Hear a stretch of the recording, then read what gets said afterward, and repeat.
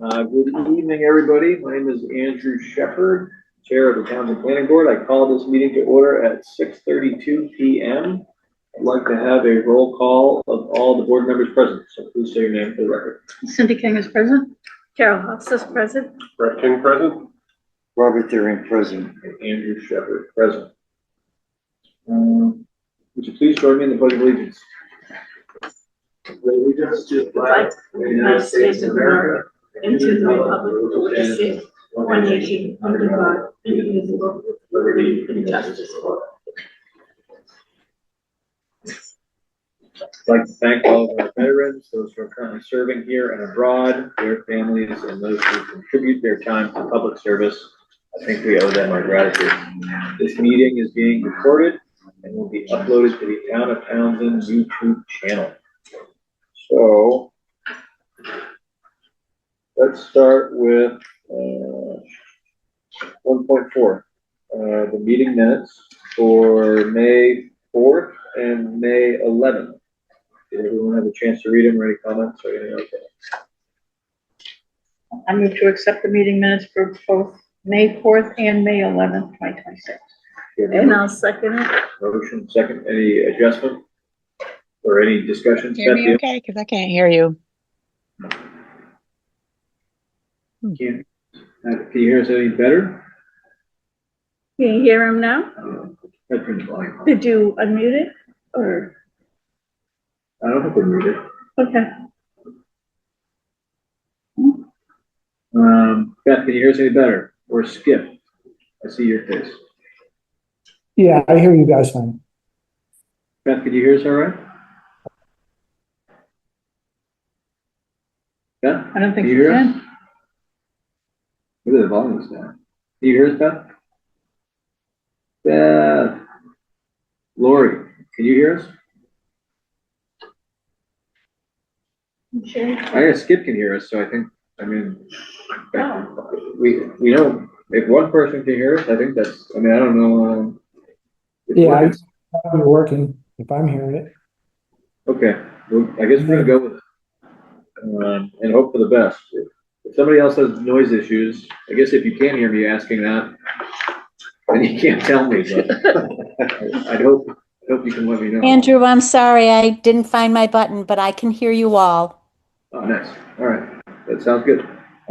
We have a motion on the table. I think we're in discussion. The only thing I was going to say is if Beth could hear us, my name was spelled wrong a few times. I tried to change it, but I'll accept it as is. So let's go around for a roll call vote. Cindy King, yes. Carol Haas is yes. Brett King, yes. Robert Deering, yes. Andrew Shepherd, yes. So approved, 1.4. We have it is now 6:35 p.m. So I'm gonna be stepping out. I'll turn it over to Carol, and I'll catch you guys when needed.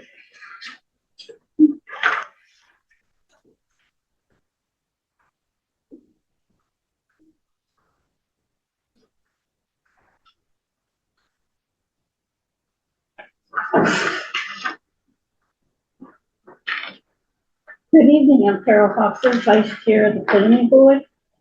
And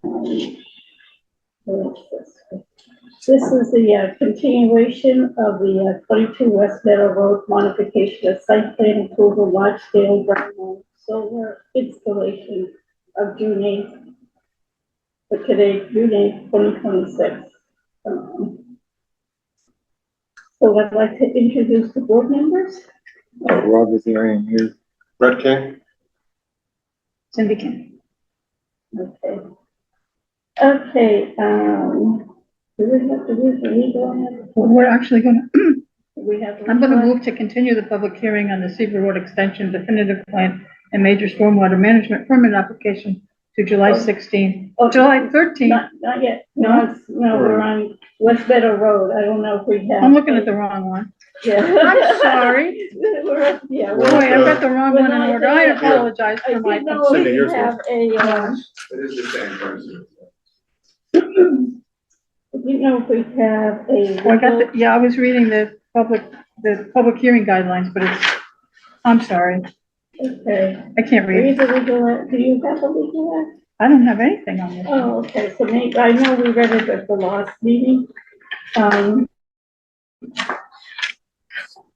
I guess Yeah, on a continuation, we don't have to read the legal notice again. Okay. All right, then, I can turn it over. I'd like to invite the applicant. Skip Provost, We're here. you're here, okay. Yeah, so my name is Andrew, I come from Maxam, so I don't want to give a full background since I think everyone kind of knows what's going on, but any questions, please let me know. As everyone knows, the last meeting didn't end successfully with approving something to modify the site plan, so we're kind of here today to find a solution to that. I've spoken with Gary a lot about the issue in the last couple of weeks, and the solution that we've come to is instead of replanting the trees, which would disrupt his agricultural and hay operation, we thought that a ivy screening on the fence would be sufficient to meet the vegetative buffer requirement in the bylaw. We came to that solution by talking also to anyone who would be affected by it. So we did get a letter from the abutter. I believe that letter should have been submitted. I'm not 100% sure if it did. So is the folks over at 519 Main Street, they are on board with this option. So we don't believe that there's any negative community feedback to doing that. And we'd be able to keep the sort of sanctity of the property and keep it looking nice as both the residents of 519 Main Street believe it to be and the landowner believes it to be. So the main question, I guess, is to accept the site plan modification amendment to allow us not to include the trees in the current site plan and to allow the ivy screening on the fence to be sufficient to sort of appease the bylaw. I'm gonna ask a board member, were you able to read, I know she posted it, but Adam's comments on the screening? The Adam's comments in here? They were on, I know she posted them probably So this afternoon. I do have a question. Okay. Why did we involve Adam? Why did we? I believe because of the screening issue and the vegetation being mowed down and we as a planning board cannot waive that vegetation. So because it's kind of a complex issue and it's been ongoing for quite a while, I believe that's why it went to Adam for his comments. Just for the record, Attorney Christopher Alphen, Blackman, Bobrowski, Habity, and Silverstein. And you're saying Adam, do you mean Attorney Costa as Yes, town okay. council? Yeah. Okay, very good. Yes, Is that correspondence public? Can we review that correspondence? I probably can have, we weren't sure. I talked to Beth about whether to send it to you or not, and I'm not really sure. We have to consult with Adam, but basically, the bylaw does indicate that it's, the requirement is a buffer. Not sure the ivy is really a buffer, it's a screening. So is there, because I talked to Beth a little bit, is there like synthetic bushes that you can put along the fence line that would be more like a buffer? I don't think, maybe you can speak better to Gary's preferences, but I don't think it's that the plants are alive, it's just that they're on the property and kind of disrupting the hay operation, so. Yeah, I mean, just to add to that, I think two things. One, I think the ivory on the fence being the vegetation buffer, I think this board has the discretion that says if you do that, that complies with the meaning of the bylaw and the intent of the bylaw. That's number one. Number two, this is sort of a unique property where there is actually vegetation from the actual solar functions and every property boundary line. In fact, for the majority of the year, there's corn being grown there. So the question is the board satisfied with ivory and the fact that from the fence to the property boundary, there is vegetation? It may not be screening that you normally think of, but there is vegetation between where the solar arrays are and the property boundary. And is the board satisfied with that on top of the synthetic ivory? If those two things combined, is the board satisfied? I think the board has the discretion to make that determination. Can I ask what that first thing was? Yeah, I think because what the bylaw says, and this is under subsection F, is it says fencing along the installation perimeter shall be provided to control access around the solar area with a vegetative buffer outside of the fencing. The fencing shall not include barbed wire or razor wire. And I think the intent of that is really the idea that this was going to be on somebody's boundary line or right against the road. But this is sort of a unique site where the solar array is like in a cornfield. So sort of what our proposal is, we have the solar thing that's in the middle of farmland that's going to be covered with corn. And on top of that, It's hay. hay, excuse me, hay. So it's, You are right, it is hay. it's cut to the quick right now. It is it. You're absolutely right. I apologize. I'm not much of a farmer. And Corn would work. corn would be better. I agree with you. But it is hay, and it is vegetated area. And that on top of fencing that we're proposing, and I don't know if we have images or the board see the images of it. Those two together, does that meet the intent of that last sentence in section F? I say it does because that's really the intent. The intent is to have something that is screening it and blocks the way and makes it look better. And because of the circumstances of it being in the middle of the hayfield, on top of what we're proposing to put on the fence, we think those things, two things together, make sense, and it could be something the board could permit. I'll just tell you what Attorney Costa's question. I'm reading it now, yeah. You Do you want me to read the letter? Yeah, Okay. why don't we read the letter? I don't think there's any reason why we can't. Yeah.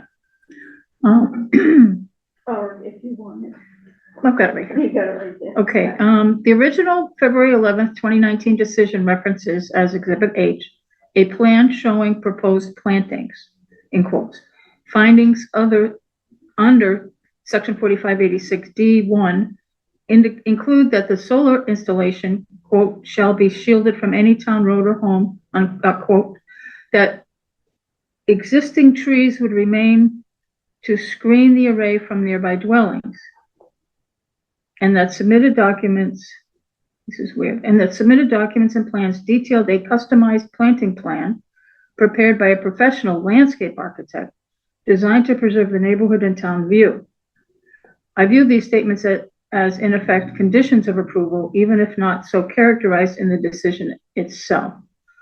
See applicable case law cited below. Condition 8, as you say, Beth, contemplates submittal of a vegetative screening status report annually for 5 years from start of construction and allows the planning board to require additional screening if necessary.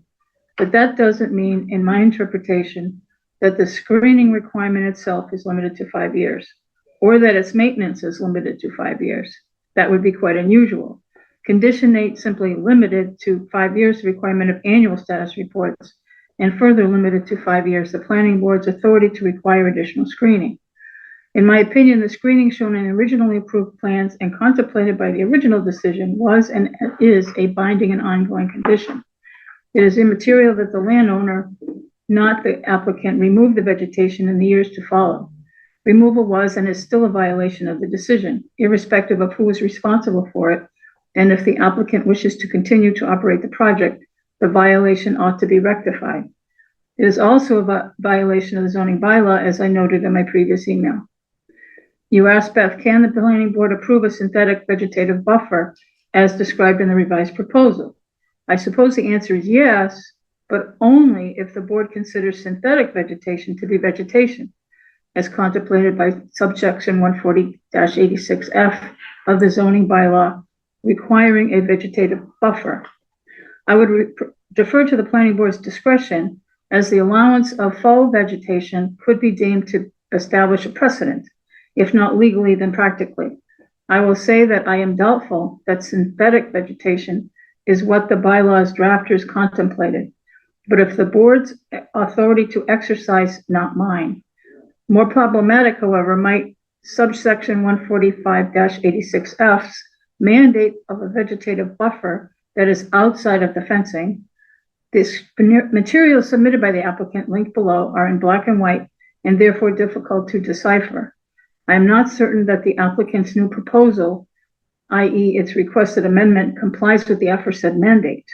The applicant proposes the installation of high-quality synthetic ivy screening along the western perimeter fence facing West Meadow Road in lieu of the previously proposed trees. It is unclear to me whether or not the synthetic ivy proposed by the applicant will be affixed to the fence or as required outside of it.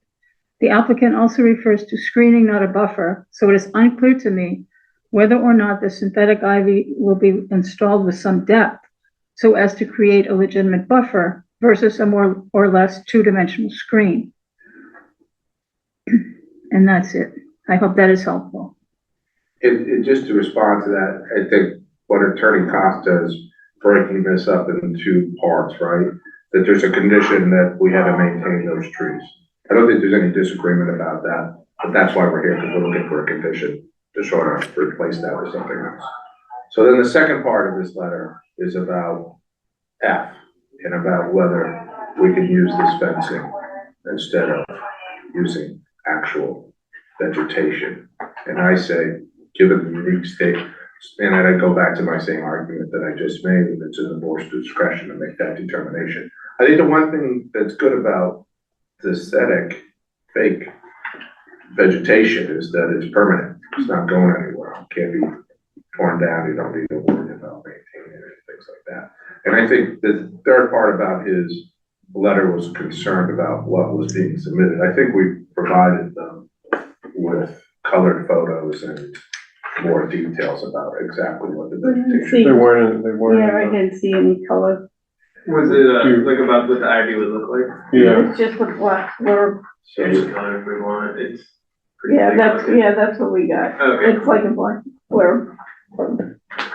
Yeah, well, But that's So, being called. well, this that's, is great. yeah, so, okay, so, I mean, it's nothing special, I'm sure you can imagine it in your head, you know. but- yeah, We don't have a color printer, so Yeah. Beth could have yeah. You know, done her best and, have you know. you used this on other projects? We haven't, but we did talk with the contractor who we use for a lot of stuff, and they've done it on other properties. But I don't believe that we've had synthetic ivy at projects. I know we have had like tarps where, you know, it's a little more basic, just a green thing, but yeah. You know, and Attorney Costa's point, which is a fair one, is about creating a precedent of, you know, now is that, you know, a vegetation buffer, now we're gonna accept, you know, fake vegetation. I think it's a project situation. And this only applies to, solar farms under this subsection where it's using the term vegetative buffer. And again, I just think that you're in the middle of a vegetated area. So the next time you have a project like that, you might want to consider using this material. But the next time there's a project that's up against, you know, somebody else's property or a housing property, you know, housing project that says you need vegetative buffer, when you have a 15-foot setback, that's different. This is sort of unique, where this, I think, actually makes more sense. It's not gonna die. No, it's not gonna die. It won't die, but are we good with you know, I'm just concerned with setting a precedent going forward, with fake vegetation. I don't know. I don't think you're setting a precedent. I think it's case by case. Well, I have Okay, what's your? some thoughts here. One, the bylaw does not say screening, period. A fence would be screening, or any other object would be screening. And then the bylaw, as I understand it, identifies screening separately than the fence. And the town also has a scenic roadway ordinance. So the question about artificial vegetation is quite clear that it's artificial. And so I don't think that would have been the intent of the original bylaw to begin with. Then the question comes with artificial vegetation. How does this board know how that maintains and how to me, it's some sort of synthetic plastic, in my mind that I'm visualizing. And so if I were gonna put ivy on a fence, I would be thinking grapevines or things like that, which are natural. When we deal with artificial products, do they fade? Do they deteriorate? How do we maintain them? It's certainly not what the public would have envisioned being there. And then the other question is, if we determine artificial plantings are acceptable, how does that apply throughout the town on other projects? So I can't go along with an artificial plant in my mind. And then the board previously suggested that the applicant consult with a landscape architect to find appropriate vegetation there. And then my other comment is, a lot of this appears to be not so much plant survival as it is a conflict between the farmer and the solar operator. So on all those grounds, there's just a lot of questions that don't seem to, that I feel I can support. How was it approved? How was it approved originally? With the vegetative buffer. Plants, trees. Yeah, and they did. They actually had a row of trees along the roadway. So right up along the roadway, there was screening all along the roadway. Right, no, this was like my first meeting that we came to. Yeah. Sorry. And then some of them died. Some of They them died, replanted some of them then some of them mowed down. got ripped out. So then they and torn came up. and replanted again, they replanted a second set of vegetation. Originally, there were 20 trees. But along the road is not where they're supposed to be. No, they should have been along the fence, but for some reason, that's where they ended up being. And I think some of us were new back then and weren't quite sure that's how it was proposed, and that's where the trees went. They probably should have been along the fence, and they were along the road. Let me throw a hypothetical out there. If we had sort of the same proposal that wasn't artificial, but was, as the member was saying, you know, ivory that grows along the fence, would that be acceptable? Well, that removes the artificial component of this, Right. which is one thing that's positive. Yeah. So you know,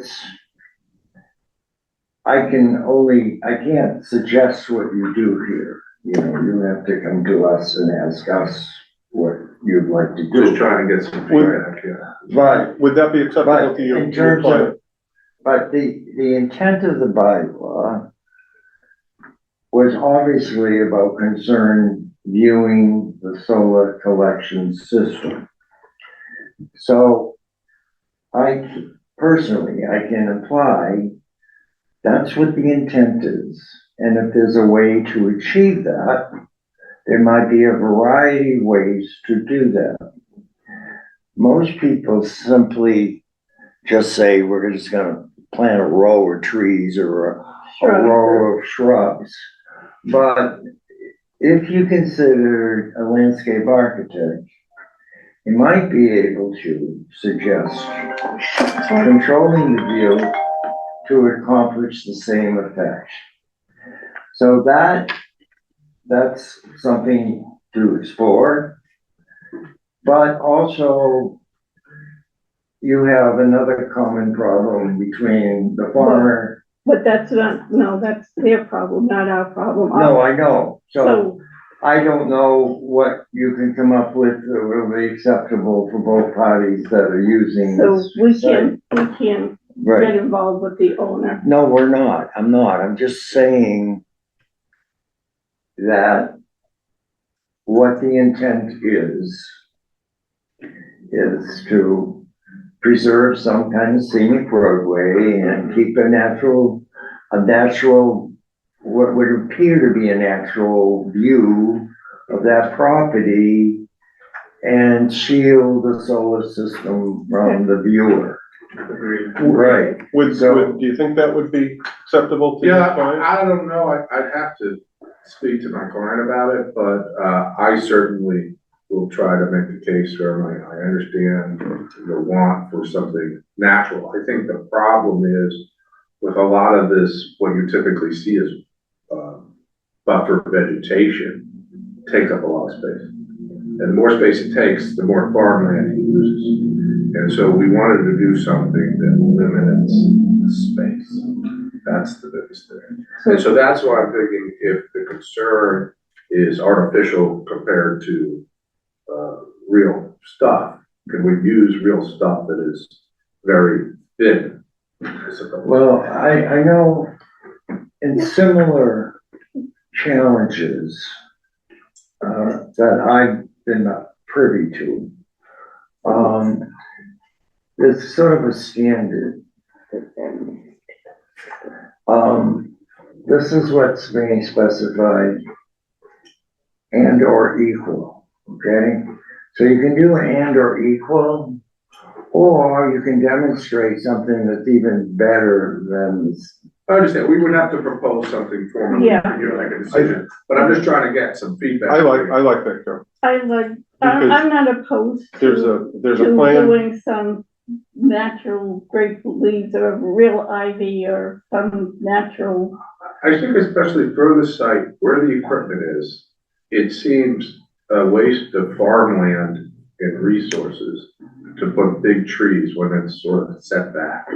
As long as there's something that's, you know, like, to your point, it doesn't say screen, but it says buffer. And I think the intent of the bylaw is to put a buffer so that when you look at it, you're not looking at solar. Right. And so I think if we came up with something that's thin and natural, that's what I'm hearing, along the fence, that doesn't take up a lot of space. Well, That's the- I really feel without a lot of effort, having like the landscape architect give you some concepts that you can use, probably maintaining the trees that are still there. There are no trees there. Still retaining. Well, There are none. an There's nothing. I went over open there this vista weekend. There's nothing. There's nothing. For the They're all farm gone. component. Gone. There's nothing. Would Not be even satisfactory. there was ever a tree there. So we just want a pleasant view there, that's basically what we have. There's a plan out there that has like 8 trees. So like, I think this would be better, to be honest. Yeah, I'm not opposed to putting some real ivy up But there. let's not make them spin their wheels either. I'm If it's at a something the meeting, board's I'm not gonna gonna have to call you accept. later. But if you could come up with a plan for something Okay. thin Yeah. and natural, I Thank think would be, Yeah, it looks like the board, Well, I haven't said my 2 cents yet. okay, so let's Cindy say her You know, 2 cents. In theory, I originally liked the idea of putting the screening until I saw Adam's letter. And I have to agree, I can just see him saying these things. And that the intent of the bylaw, I think, I remember when the bylaw was being proposed many years ago, and then there was the proposal to put the solar panels up there, and there were some environmentalists that were quite vocal about not wanting the solar panels there at all, and then debating how to get to this point with the bylaw. So the intent was to completely make it solar panels invisible. And unfortunately, I think even living ivy might only make this fence invisible, not the solar, no, you know. Oh, yeah, I see So, what you're saying, yeah, it's not yes. gonna make the solar panels invisible. Yeah, it'll It will just make the fence invisible. But just like, sometimes I make comparisons that, you know, when they were banning cell towers, they put those fake, what I call fake Christmas trees up. It made them more visible than less visible. Yeah. So they stopped using those. But I see that, you know, it's kind of, it could be the same thing. Like, we'll see the fence even more now. If we use the fake screening, and a living screening would still be bringing attention to it, as opposed to making it not, you drive by and you don't even notice it's there. And I do feel that the point of setting the precedent, I disagree with you to say that it, you know, it only applies to this bylaw. I think that Robert's correct in that, whenever, if this were to go to court or any future, anything, something later that we have no foresight about ends up going to court, or on future public hearings on different issues, they're gonna call up, well, look, you put fake plants Yeah, you know. on this over here, but why can't we have fake plants to border our property or to block wetlands, or there's all kinds of just quicksand that we'd be walking into by allowing anything artificial, when our attorney's interpretation of our bylaw is that that's not what it's asking for. It's asking for a you know, vegetative buffer. And so I'm really concerned, and I think this has been going on and on and on and on for I don't know how many meetings. I'm sure somebody's kept a score, but the way we keep debating this, we've really been we keep getting pulled into something that's more of a legal problem for the applicant as far as a landlord-tenant dispute.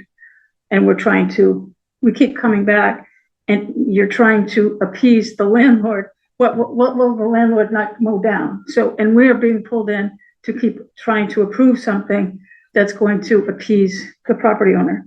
And I think that's unfortunately,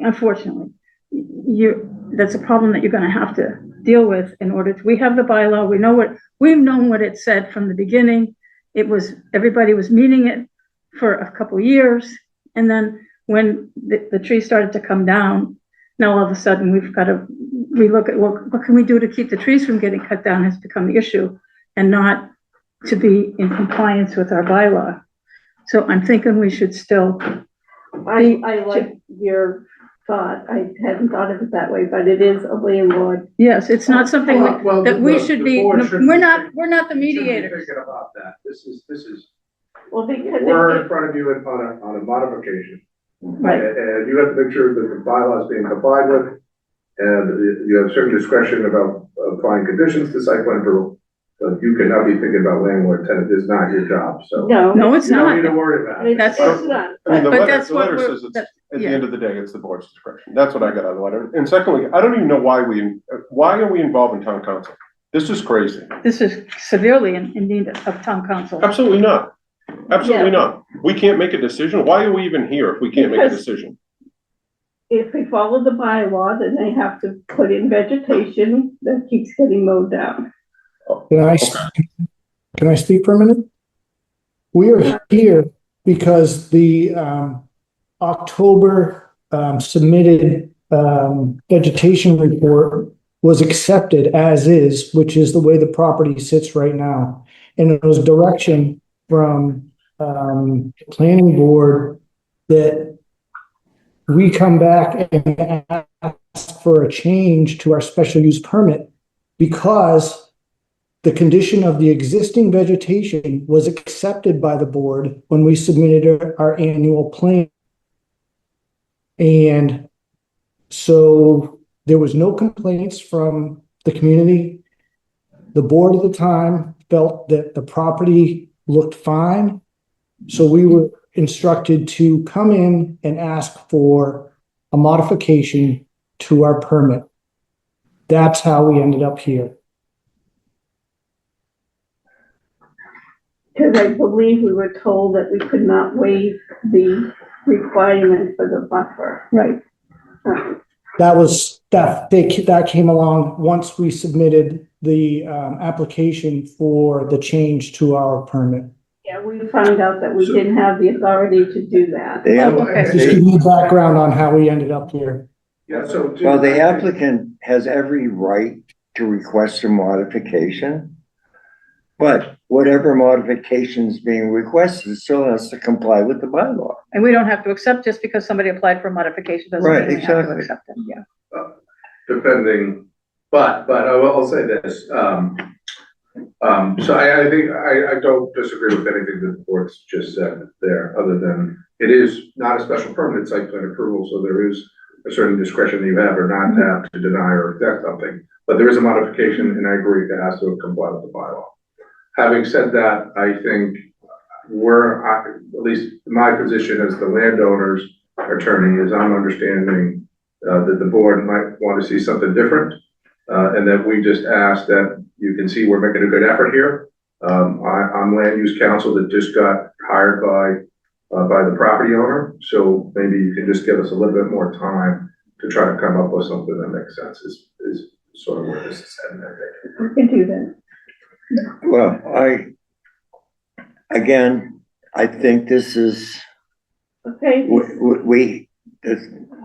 it's the applicant that's requesting a modification. Robert, are you okay And- with the continuance? Well, if we don't continue, what happens? Well, then we would have to vote. So, yeah, Well, one way or the other, One way but, or the other. but they've asked for, they'd They've like asked to us to continue. so we either vote to deny the modification? Well, No, they we can asked for- vote to they- continue. He asked for a continuation. Are you okay with the continuation? Right, and I think that would be the appropriate approach. All right, so, And just a little tidbit here, because, I also saw council and there's been some conversations about a continuing violation. I would hope that the board can maybe, in their motion, just give us time before that violation gets enforced on, because we're making a good effort here. Okay, Like I said, we're having a conversation, we're having a dialogue. yeah, Land use council's involved now, so I all right, so I think because we've had so many hearings on this, that we will continue, I'm suggesting that we continue it to a very specific date with a finalized modification proposal, and it ends there. Either that's approved or not, okay? I think we can't keep No. having these hearings and looking at every possible scenario, and we're pushing the envelope with the contingencies. Rob, in my opinion, that'd be hard to do, because what happens if they come back and they propose something we don't accept? Well, then they have to comply with what was originally granted. And that's trees out by the street. That's right. no trees along. No the trees line. along, just What a was vegetative approved? buffer. Right, but if you look at the plan, what was approved is Well, out by the street, yeah. and that doesn't meet, Okay, What? that's true. that doesn't meet that, Sure it does. out by the street. Yeah, it did. No, It did. It did. That's why it was approved initially. no, because it says along the fence line, that's gotta be, Well, the bylaw says along the fence line, so somewhere when that got approved way back, whatever, somebody must have missed. Either way, it's a vegetative buffer. Wherever it is. What was originally approved goes back into effect. That's what was approved. That was agreed upon at that time. So, What kind of times are you looking at? I would say at least 2 meetings from now, because, we may engage a landscape architect. Okay, we're scheduled for July 13th already. Is that a good day? was it, That's 2 meetings. Cindy, Is that was the 2 meetings? 15th or the 22nd? We have June 22nd, but July 13th is the next one after Okay. that. Because we're already planning on continuing another hearing to Is the, that Right, to I do did with that that, right. time? Or would you Yeah, like that's the a one little, after that's a that? little bit more than a month. And let me just say this, I'm gonna be here anyways on a different matter on the 22nd, I know that. So as long as you don't put it that I need to have an answer by the 22nd, I'd be happy to take 22nd. With the idea that I might ask for one more continuance just because of the timeline. But if you'd rather go to July, that's totally fine. Yeah, let's just go to July, so we don't Let's have to give you keep time. continuing it. So it just Oh, goes through. Yes, We'll try to make everybody happy. yeah, All right, July thank you. 13th. Thank you, guys. So do we need to take a vote to continue? Oh, yeah, we gotta make a motion. I'd like to make a motion that we continue this hearing on 22 West Meadow Road until July 13th, 2026. Cindy King, second. Okay.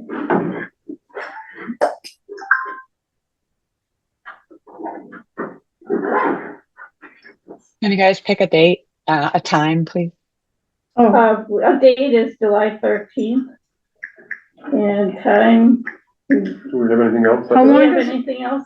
we have, Cedar Road is 6:45. Correct. Is 7, how long do they usually last? Fever Road, I Yeah. anticipate, at least a half hour. Yeah, that might be a long 7:15? hearing. Cindy, 7:15, okay. that might be a long hearing, the Seaver Road, You wanna go to 7:30? 7:30. 7:30. There's nothing wrong You know- with being on these things. Okay. Yeah, I would go with the 7:15 and then, because if things get continued, then you're sitting here for a half hour. People are used to waiting. Okay. Okay, 7:15, okay, you Okay. said the motion, okay. I'm sorry, so 7:15, okay, so yeah. You need a roll call, sorry. So we need a roll call. Okay, did our motion include all that? Are we good? Yeah. Yeah. Okay. And we get a second? Cindy I seconded it. Thank you. Cindy King, yes, for that date and time. Fred King, yes. Robert Theron, yes. And Okay. Carol Hopkins, yes. Okay. Okay. And is.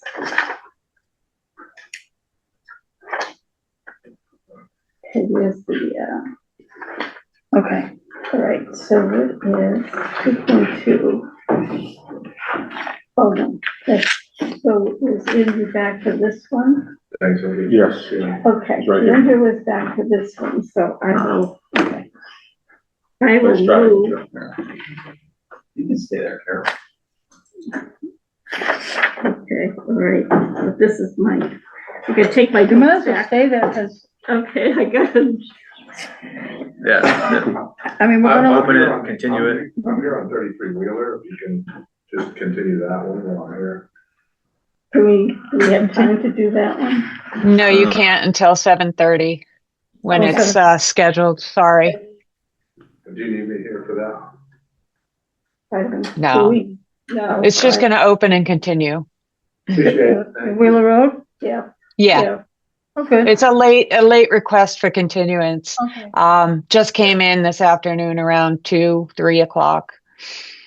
Oh, we're gonna get out early tonight. Yep, get everything done between 6:45 and 7:30. So, I don't know, Carol, if you wanna, I don't Do you care. want me to go? You can open it up 6:45, 2.2, and then, Okay, I guess I'd leave, but then you'd also you wouldn't continue it. do I, No, I'm staying, yeah. yeah, are you staying? Do you Yeah, no, wanna I am. just- I guess I am staying, yeah. So you Yeah. wanna open and close it? Yeah, sure. All right. Oh, do I need to close? I need to close the, public. Oh, hearing you need to for close. 22. The 22 West Meadow. West Meadow. No, you don't close the hearing because you've continued it. We just continued it already, so. Yeah, never close the hearing No, unless okay. you're voting. All right, thank you. So now it's your turn. Cool. All right. Thanks, everybody. So we've passed the 6:45. Item 2.2, which is the continuation of the public hearing Zero Seaver Road definitive subdivision approval and associated major stormwater management permit. So I would like to open the continuation of the public hearing and I'd like to make a motion that we continue the public hearing to July 13th, 2026 at 6:45 PM. So moved. Do we have a second? That's for Seaver Road. Mhm. Okay. You gonna second it? I second. Second. Roll call vote? Cindy King, yes. Carol Hofstas, yes. Fred King, yes. Robert Herring, yes. Andrew Shepherd, yes. Okay. Okay, Okay, thank you very much. We have a date, a time on that? 6:45. July 13th. All right, so now we're in our limbo. And we have MRPC here. We have, to chat. Excellent. Okay. Thanks, Joe. Good evening, everybody. I believe I've met all of you. Maybe not You probably Cindy. met Cindy, maybe, but she's new. I've met him on watching videos, but I don't think I've met him. This is our first meeting. Hi, Joseph Boyle, Principal Planner at the MRPC. I believe that it was your first meeting was, the last time I was here. Could be. All right.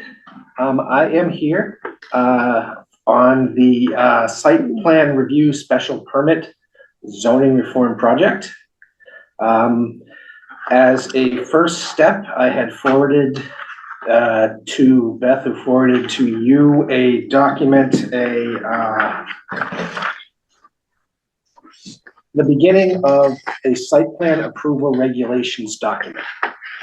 There are going to be a couple of steps to this project, including zoning amendments to the zoning bylaw, but as well as creating this set of regulations. So laid out the laid out the intention in the memo, and then produced a document that function as a working document to discuss how you wanted your regulations to be, and hopefully spark a broader conversation about substance. In here, there's procedure, and I wanted to make sure I covered all the bases, that we're comfortable with that. But I also was hoping tonight to hear from you about what you wanted to see in terms of the design regulations and other the actual site conditions that you wanted to make sure made its way into these documents. By way of example, at the end of the MBTA project, Mr. Therrien had brought up his idea about multifamily housing, the units in any multifamily housing built there, each having its own outdoor fresh air space, whether a balcony, a porch, a deck, or a yard. I'd like to hear more of that sort of thing about what, in terms of these things being built, what you wanted to make sure was in the document in terms of design. Don't need, go into whatever level of detail you want. We can, we can fill in a lot if based on your instructions and your guidance. So, Mr. Chairman, however we wanted to start this, however you wanted to start this conversation, we could, whether go over the document or. Yeah, so did everyone get a chance to review potentially the MRPC? There's the design standards, and then there's the regular, I guess both are under regulations. I guess just the order would probably be talk if there's any comments on the regulations, and then go into the design standards. So, yeah.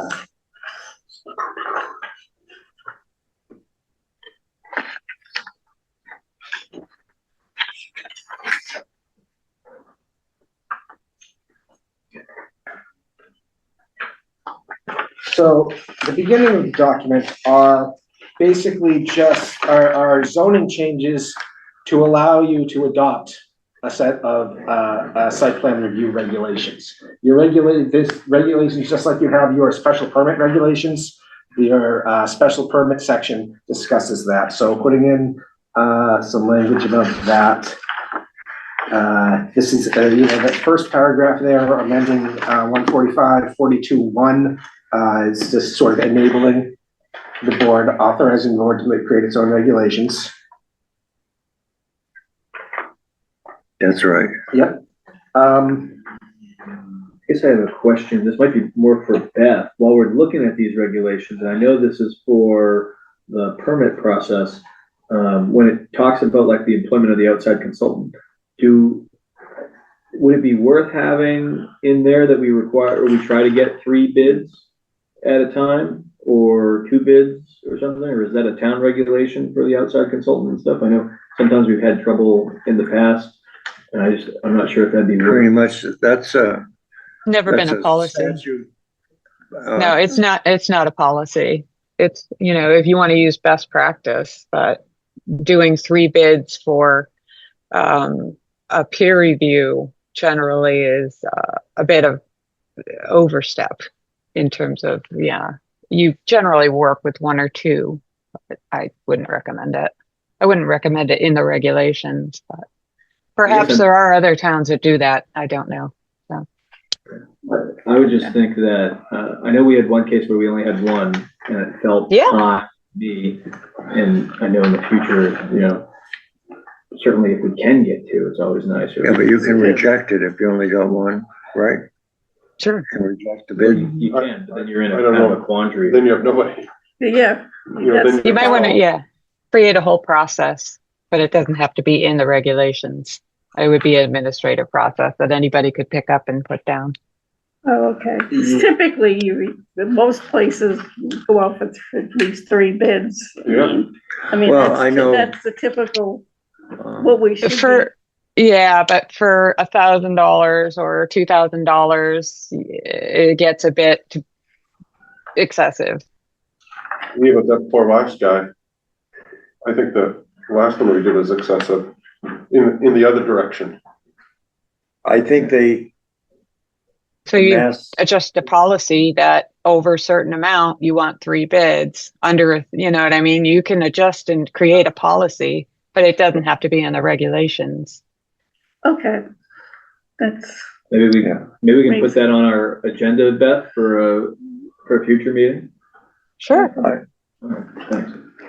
I personally don't think it needs to be addressed, because I think any public expenditure exceeding $3,000 is subject to public procurement procedures. It's not a public expenditure though. Well, it's public funds. No, it's not. No. The client pays for the review. It's private. That's right. Good Yeah. point. All right. We'll put it on our to-do list. Okay. Okay. That's not the nature of Joe's being here. That's just what we're trying to change. Trying to think back, I believe that a lot of this was taken from your special permit regulations and turned into site plan approval regulations. Right. Because a lot of it's going to be the same. So I think a lot of the language you're looking at, like this language about the 53G account, I believe I take it from your, is that right, Beth? Yep. That's what we have now. It's in there now, and Right.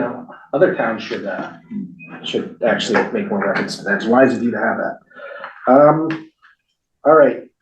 So the first 2 items in on the first page that are in italic, those are zoning. That would be zoning amendment language, and like I said, it's just basically authorization language to have regulations. Now we move in amending chapter 175 planning board regulations by adding 175.51. After 175.51, the following. Article 6, site plan approval. Okay, so right now you have 175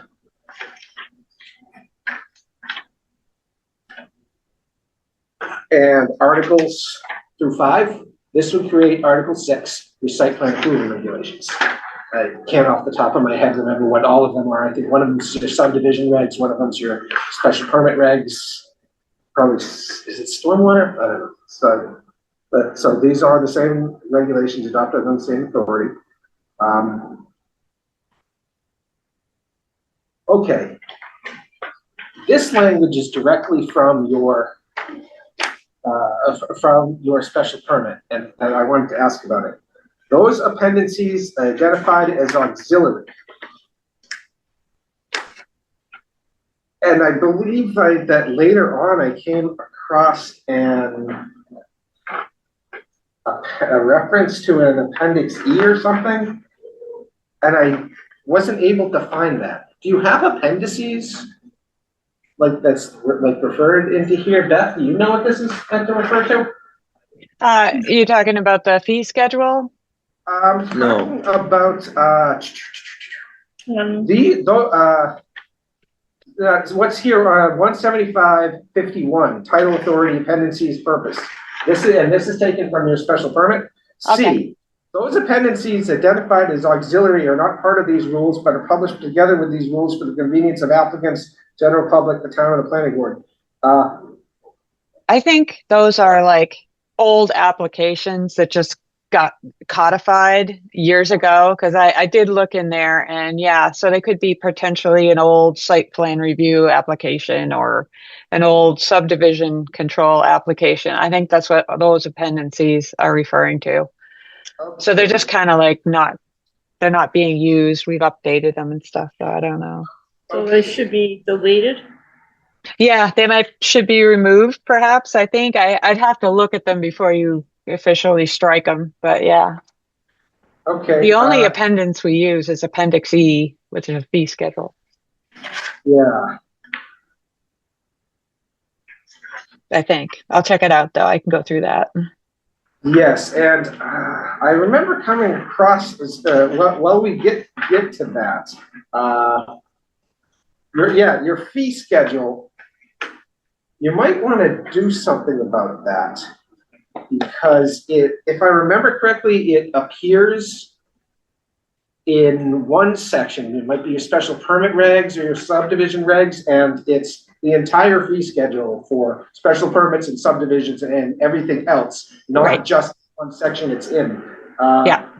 There's a top level in here, isn't there? Of before you get to subdivision regs, or before you get to each individual set of regulations, there's something more general above that. I think it would probably be a good idea to move your fee schedule up into that beginning introductory area. Okay. Okay. That was going to be one of my recommendations. Schedule to begin. Okay. See, the way I have this written up, I just stuck a little as 175-54H. The following application fee is hereby established. Residential site plan approval. Okay.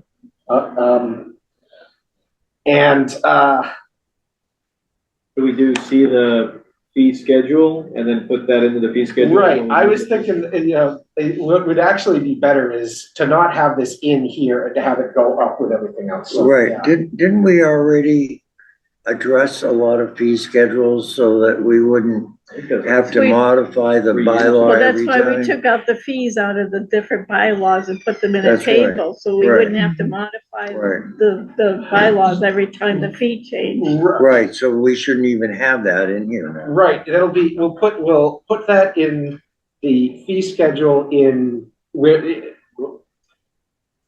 what you did was take your fees out of the bylaw, so you don't have to go to town meeting and amend your zoning every time you amend the fees, and put them into your regs. That's right. Yeah. And now we'll put them all into a better place in your regs. Right. Okay. New fee schedule beginning. So that's item H should be removed. Yeah. All right. Can I just interrupt at one point here? It is 7:30. So would you guys open and continue the hearing? Just to stay on track. In case Because there could be people coming in to see that hearing at 7:30. 7:30, which is the 7:30. Or just take 5 minutes. I don't see anyone on, but I don't know if people are going to come in and watch. All right, it happened. Oops. All right, 6, 7, I lost everything. me too. How did everything? I had it. I had everything here. What, the agenda? Oh, there it is.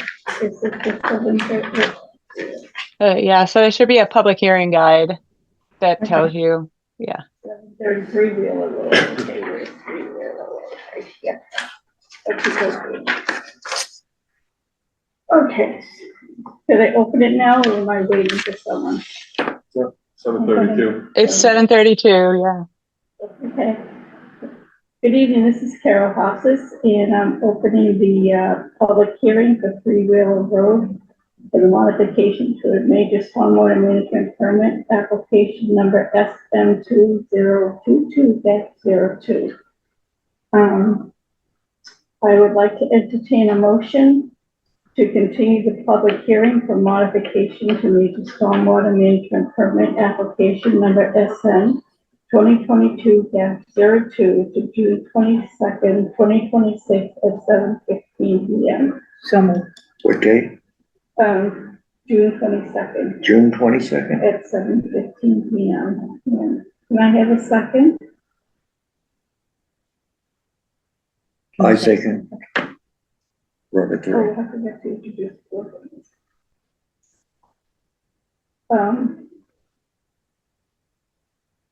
Moved and seconded to continue the meeting. The second, to continue the meeting, and I Hearing. guess that's, All those in favor? oh, well, you gotta take a vote. Go We'll ahead. introduce ourselves while we're doing that. Cindy King, yes.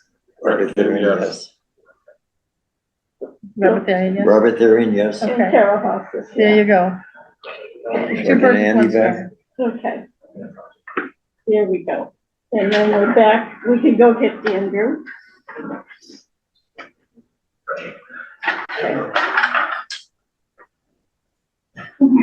All right, so,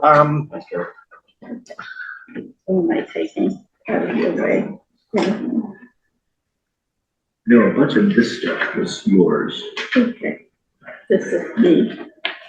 This is me. That's you, I think. That was 22 West Meadow. So whether it's you or Beth's. Yeah. Yeah. so one wild card that's, I need to let you know about. The state legislature has been discussing codifying site plan approval into the zoning act. As of now, I'm not sure how many of you know this, the zoning act is silent on site plan approval. Site plan approval was made up by towns and courts. And it basically, the law that controls it is basically common law. Basically the judgments that have been come down from the courts, and it's had never actually been codified in any way. The legislature has partially taken up and is working towards putting site plan approval into the zoning law, the zoning act finally, to provide a little guidance, because towns are all over the place. They don't know what they can do and what they can't because they've got no guidance. So if that happens and that comes out, then it may have implications for what needs to be in here or not be in here or anything, and I'll keep you updated on all of that. So far, then again, it might not even happen this term, and so, you know, we're not gonna sit around and wait for another legislative term, so we do what we have to do, and then if we have to When that happens, that's all. yes, Yeah. if we have to, then we worry about that. Yeah, I think Okay. the intent of all of that is to take away some of these steps, and, I mean, some of it, the state wants to make it easier. In some towns, it's still impossible to do an ADU because, or it's so delayed that they're just not meeting the numbers, so. Some towns are using their site plan approval almost like it's a special permit, like it's a discretionary permit, and they can use it to stop projects. That's really not what it's supposed to be. So, All right, so back to all your, right, back to the document. All right, So we're gonna take H out and move it to the fee schedule. right, yeah, and I'll I'll have another, it'll be more than, just taking H out. I'll amend your regs and take that whole fee schedule out of wherever it is now. I think it's in your special permit section, and put it up at the top so that it applies to all of them and we cover all of them. And then that H will make its way into that Okay, new fee schedule. okay. All right, fees to your expenses. Yeah, and this is basically taken directly from your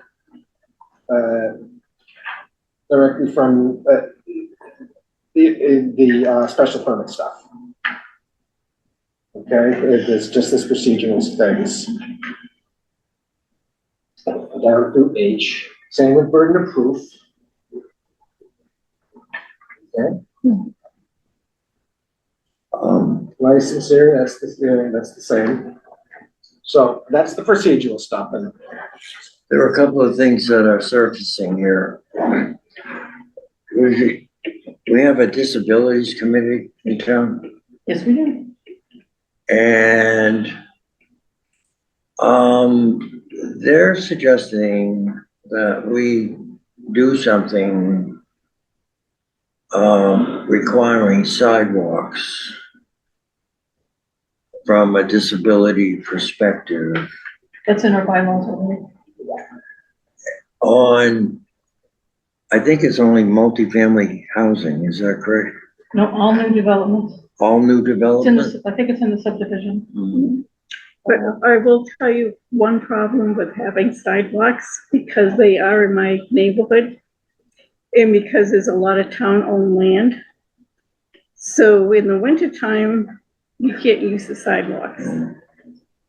In the fall, you can't use the sidewalks because the brush gets so high in the trees.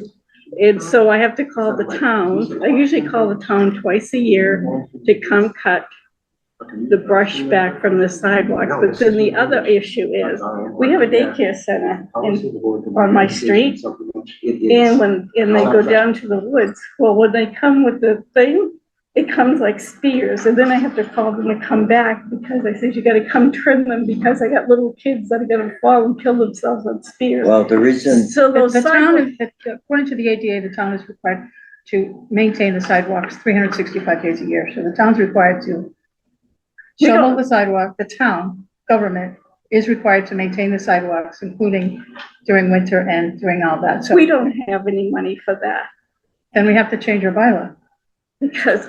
to require homeowners to do it. Then the town would still have to do it on town-owned property. We do, the homeowner, well, not all homeowners do, The but town, the bylaw, we do not have a bylaw requiring homeowners to maintain sidewalks. well, there's a lot of So the different town is required to do it. subjects here, okay? okay. Robert, how does sidewalks or the ADA relate to what we're talking about with Joe right now?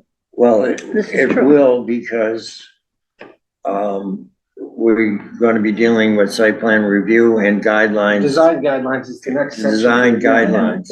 So the big topics here, these aren't easy decisions because you have different interests for different purposes.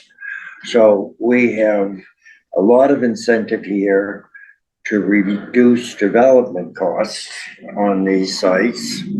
And then we have other incentives to increase costs for things like sidewalks and things like that. So I don't know how to address all those things and make everybody happy, but it would seem to me that projects would have a greater impact if we only focused on multifamily housing in terms of sidewalks, rather than 1 and 2 single-family units. Would sort of, it would seem that the greater demand would be in the higher density complexes. Does the design guidelines? Disabled people live in all kinds of houses. I know, but they have to pay to live in them too. Design guidelines? Yeah, so first of all, the design guidelines that I have here, it is titled Design Guidelines for the Multifamily Overlay District. Is it exclusively for that it's, as I've written it now, it is. Now, that's a conversation. Yes, it is a conversation. Okay, because what I'm thinking, I introduced a year ago this wellness concept, which fully needs to be defined so everybody understands what it is, okay? But the intent of it is that the occupants, more attention be paying to the occupants of these buildings in terms of physical and mental wellness. And so, right, so that's why I introduced the 80 square foot outdoor space for every unit. And so then when we look at different sections of our bylaw and special applications like age restricted and other similar ones, I'm finding that there's not enough concern about the occupants of the buildings in terms of even talking about right, disability people, mailboxes not handy for elderly people and things like that. And I've seen site plans that we've approved where the common sector for all the occupants is a picnic table. And dumpsters are located remotely from where it would seem convenient for occupants. So there are a lot of, I don't know if we can address every particular kind of situation that could occur, but I think it's some general language that would give a planning board a focused interest to look at what the occupants are getting out of this special arrangement that's been provided for them. So the main thing is for everybody to fully understand what this wellness concept is.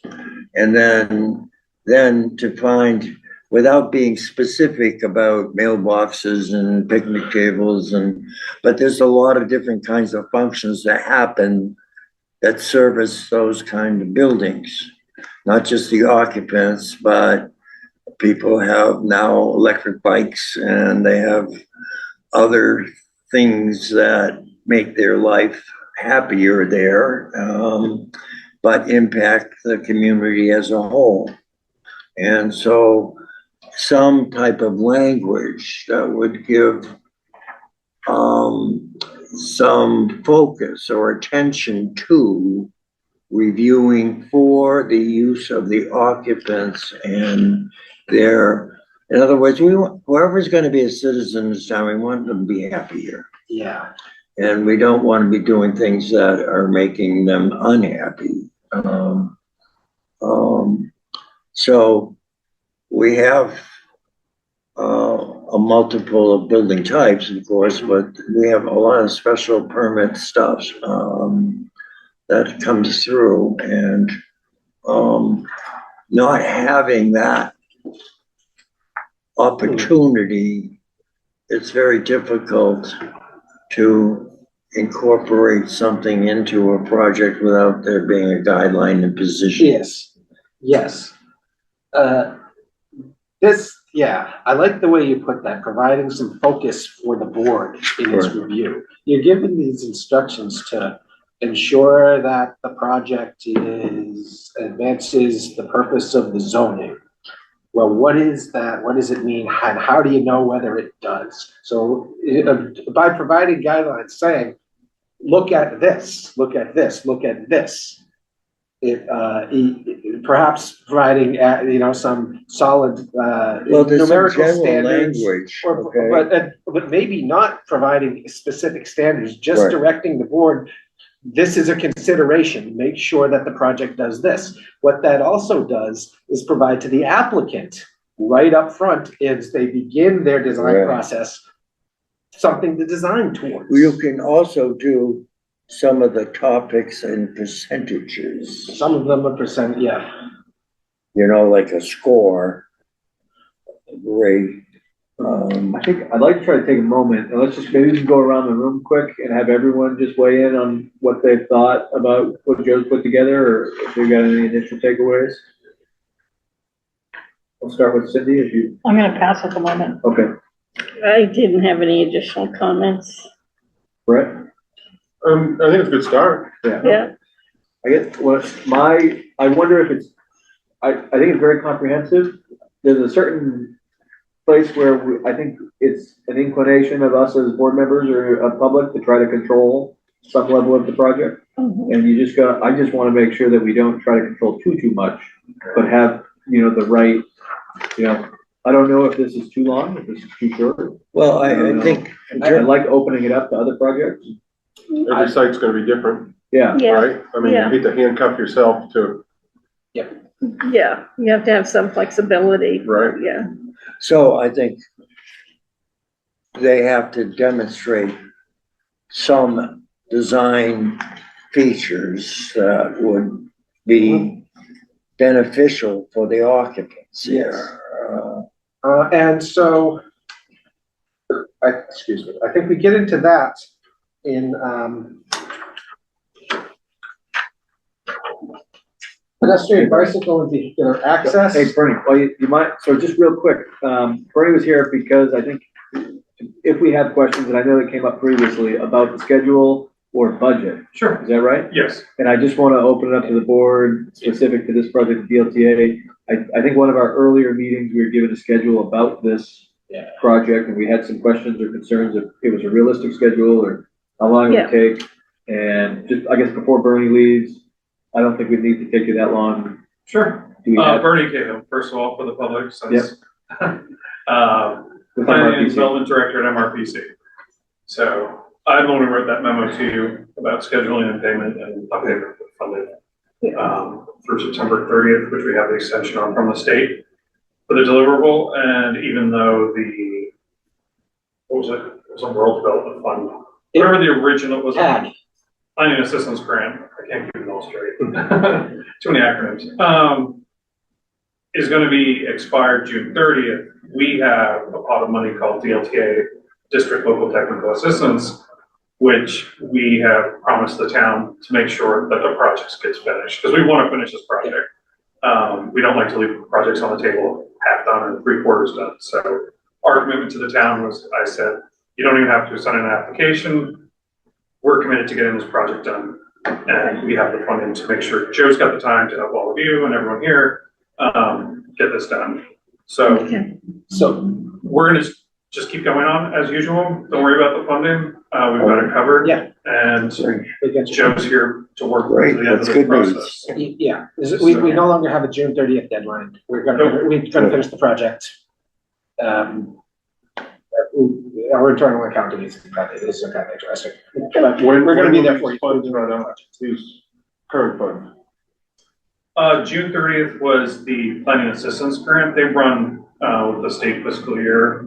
So the next round that you're, Oh, I mean, ours go through the calendar year, but we did tell the state we'd try to have a project done by September 30th, just because it's still their project. sure, It just means on the books it's open for them, and then we'll hand them what your final product is what we'll hand to the state and say, here's what you guys came up with, and this is the final product. So they just like to keep a record of all the things that have been done under project names. and you're estimating that September 30th? Yeah, I think we're gonna aim for that. I mean, worst case, you have to do it, like I said, our funding goes through the calendar year, so that's not a problem. Okay. But we're just trying to set some deadlines, so. Okay. Yeah, we processes, I've been a town planner for many years before this job, and I know things can go on forever if we don't set deadlines. for Sure, yeah, ourselves. exactly. I'm that way at home, so I need a deadline. So we revised the timeline on the scope, take this into account, and September really was what the project needs. Yeah. Like I said, worst case scenario, you decide you need 2 extra weeks, that's fine. Just no problem. Yeah. Okay, cool, thanks, Brian. Yeah, absolutely. Thank you. All right. Have a good evening, everyone. So one thing I'm hearing is that this should not be 17557 should not be design guidelines for the multifamily overlay district. I should change that to design guidelines for multifamily housing. General. And the overlay district would be included, right? So then this next sentence, the purpose of this section is to provide a clear set of standards for projects and I'll just change that to for multifamily projects, which require site plan approval. So that future development, blah, blah, blah. Define a multifamily project. Project that includes multifamily housing. Right, so. Not three single family homes. Right, but so a duplex. I think three and above.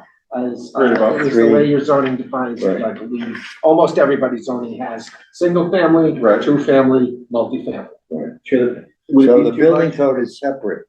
Anything beyond 2 units is called more serious code requirements. Would it be too much to say 10 units, or can we put a threshold in here? I mean, I think we should do a project, right? Because what are we gonna do? What if we have a 3-family? What's someone's gonna do a 3-family? With the standards that the state uses now, okay? Let's not reinvent the wheel. I like it the way you have it. No, I know, I hear what you're saying. Well, you do have a 3-family that they built on the 3 units there. I like it how you have it now. I don't think it should be changed to a multifamily. Oh, okay. Doesn't You're work worried about it being applied to one building lot where they put a 3-family. If you change it, I think I could read that into it. Yeah, but what we're trying to do, what I believe what other members of the board are trying to do is to make sure it applies to another big multifamily campus project. Sure. That isn't just in the MBTA district. No, just so everybody's comfortable with this. The building codes to get building permits have 2 definitive sections. Yeah. 1 and 2 family units, which means low density housing. Yeah. And everything beyond that is considered multifamily or high density No housing. sprinklers versus your sprinklers. Right. to Brett's point, if you're doing a 3-family, I mean, I think this would be excessive, in my opinion. Yes. Well, I don't control the code, but if you build a 3-family, I've got a 3 levels up right now, you have to put an elevator in, and you have to put a sprinkler system. And that's building code, but if you change this, you're gonna have to put a sidewalk in front of it. Yeah. So let's think. I have no complaints about a sidewalk. Let me. In front of one I house. stand So my I'm- ground I'm- on sidewalks. Sidewalk to nowhere is. Let me I'm not gonna phrase this ever vote question. for no Let sidewalk. me phrase this issue in a different Yeah. manner. These are site plan approval regulations. Right. They're regulations, Right not now- guidelines. Well, they're regs. These site plan approval regs occur when you do a site plan approval. When do you do a site plan approval for multifamily housing? 1, anything that's in the MBTA communities district. No. No, it was the No, triggers. It was your and- existing triggers. It was when you do more than 8 parking spaces, for example, or I think as a square foot. So, all right, so, Your concern about it being applied to projects that are really too small and it wouldn't be right to apply Right, that? once again, I don't wanna handcuff ourselves to something that's not realistic. Right, I think that the way that this is triggered will take care of that. I don't think your 3-family, I don't think your new 3-decker on one lot would trigger it. Because that would probably come with 6 parking spaces. What we're counting on, I've got my laptop. you can't, no. So, okay. I would leave it like you here- have it. If you leave it like you have it, I'm good with it. Yeah. I'm good with it. It's changing it to, what's the verbiage you wanna change it to? All. To guidelines for multifamily housing projects. And the language is, the purpose of the section is to provide clear standards for projects which require site plan approval. So what I'm trying to say here is we should just not apply site plan approval to multifamily projects under a certain size and apply site plan approval to all the multifamily projects above that certain size. Like, the way to take care of your concern about your concern is to establish a cutoff to make sure that a project like that doesn't trigger site plan approval. In other words, what I'm saying is we can design these guidelines to be appropriate for the big multifamily type of projects that we're envisioning, and to make sure that it only applies to those multifamily projects. Do you have a And particular don't number in apply to mind? small. I don't have a I can't particular see. number in mind. I want to go back to your zoning and look at your triggers and talk about whether those triggers. How about that? Could you do a little more research on it for us? please? Yeah. Well, let's take some specific things that we already know right here in town, okay? We have age restricted units up on Old Pittsburgh Road. We have them at Depot Street. So one of them is a 3-unit building. It is one building, 3 units connected. Would sidewalks make sense there? Probably not, I don't know. Now, then we'd go to Depot Street, Depot Extension there. So now you have, I think there are 5 Units. 5 units that are duplexes. There's a single and 2 duplexes. Single, two Right. duplexes. So that's a higher density, and so, This is the Route 13 you're talking about? This One by is, Emory? but the reason that was sorry. approved was that we not only changed the zoning there to allow it to go in, all right? But it was age restricted housing. And the reason that was done was because it was convenient to the town center. So we gave up commercial space for a residential application. It was close to the town center, and public transportation, if it were available, would be available in the center of town, okay? So that project does not have sidewalks, okay? So I think a way of controlling that might be on the number of units and the density that we're talking about. Yeah. I do think it has to go beyond the MBC district. MBTA does, Yeah, the MFO does. right. This has to apply throughout the town because there are other housing project types that would have to be considered as well. Yeah, So I almost think it should be based off the footage of a road you're putting in. Footage of the road? Yeah, I don't think there's any intent to do that. what do you mean? It's got nothing to do with the footage of the road. If you're putting in 200 feet of road, are you gonna put in 200 feet of sidewalk? Sure. Does it make sense? No, it's based Goes on nowhere. occupancy. They Who's go- in these buildings, not on a Where's road. the sidewalk gonna go? It's basically the subdivision you're putting it in. Right, if you're gonna put in a subdivision with 20 units, right, you're gonna have, at that point, I guess unless it's a 20-unit building, but if you're having duplexes, No, you're trying to make it sound like if we have a 20-unit subdivision with single-family homes, you gotta No. put sidewalks everywhere. no, this is multifamily. We're talking We're talking we're only multifamily. talking multi here. Right. right, Can I ask this question?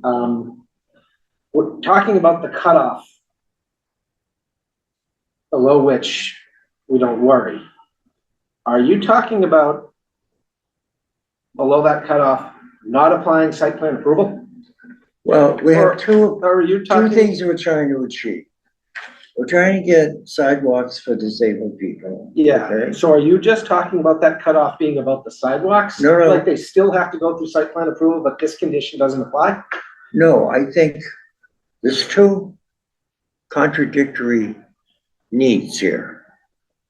One is sidewalks for disability, Yeah. and another one is to reduce the cost of housing, okay? So putting sidewalks in is an expensive burden on a developer to put the units in.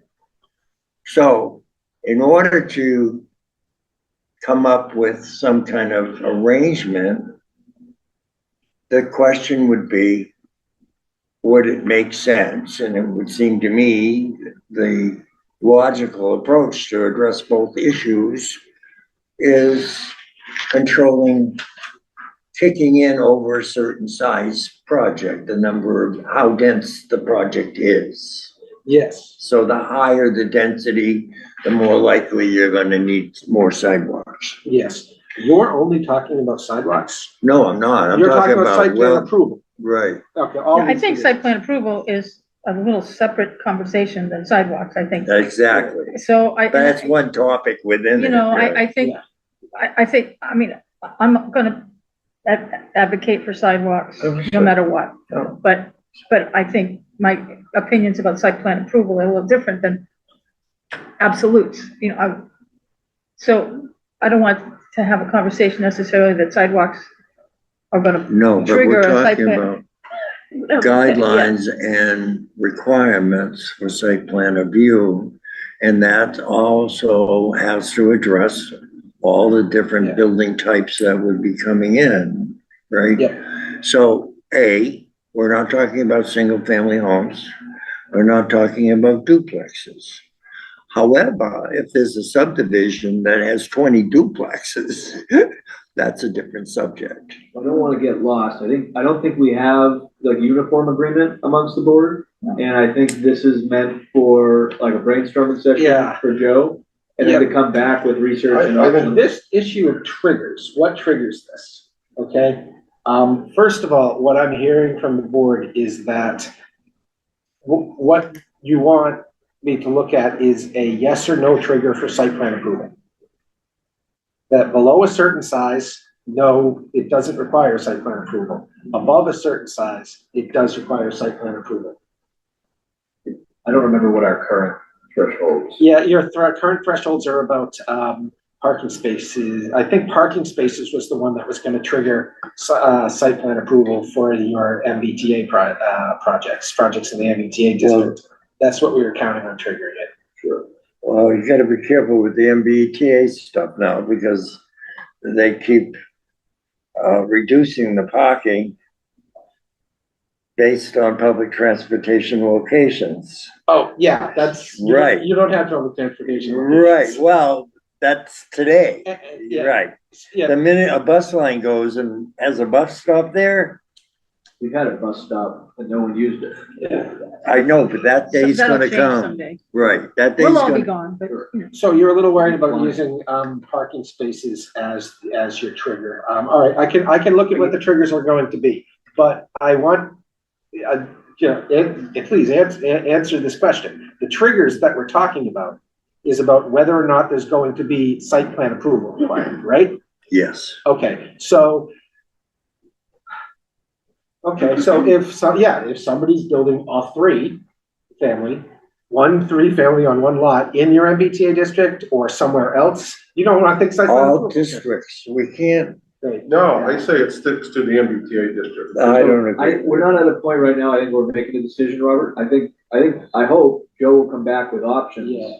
And kind of a deeper dive. I think your concern is if it's expanded, if it's applied elsewhere besides the MBTA district, it's going to be capturing all these little projects that don't really need site plan approval. And I hear that concern, and yeah, we have to write the zoning in such a way that it doesn't do that. It doesn't grab up the individual little 3-family and 2-family projects into this.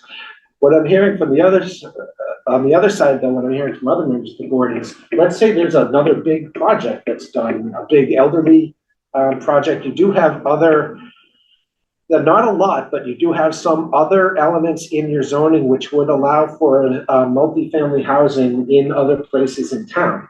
If somebody does do a sizable multifamily project, elderly or otherwise, somewhere else in town, do you not want that to go through site plan approval? Of course we would.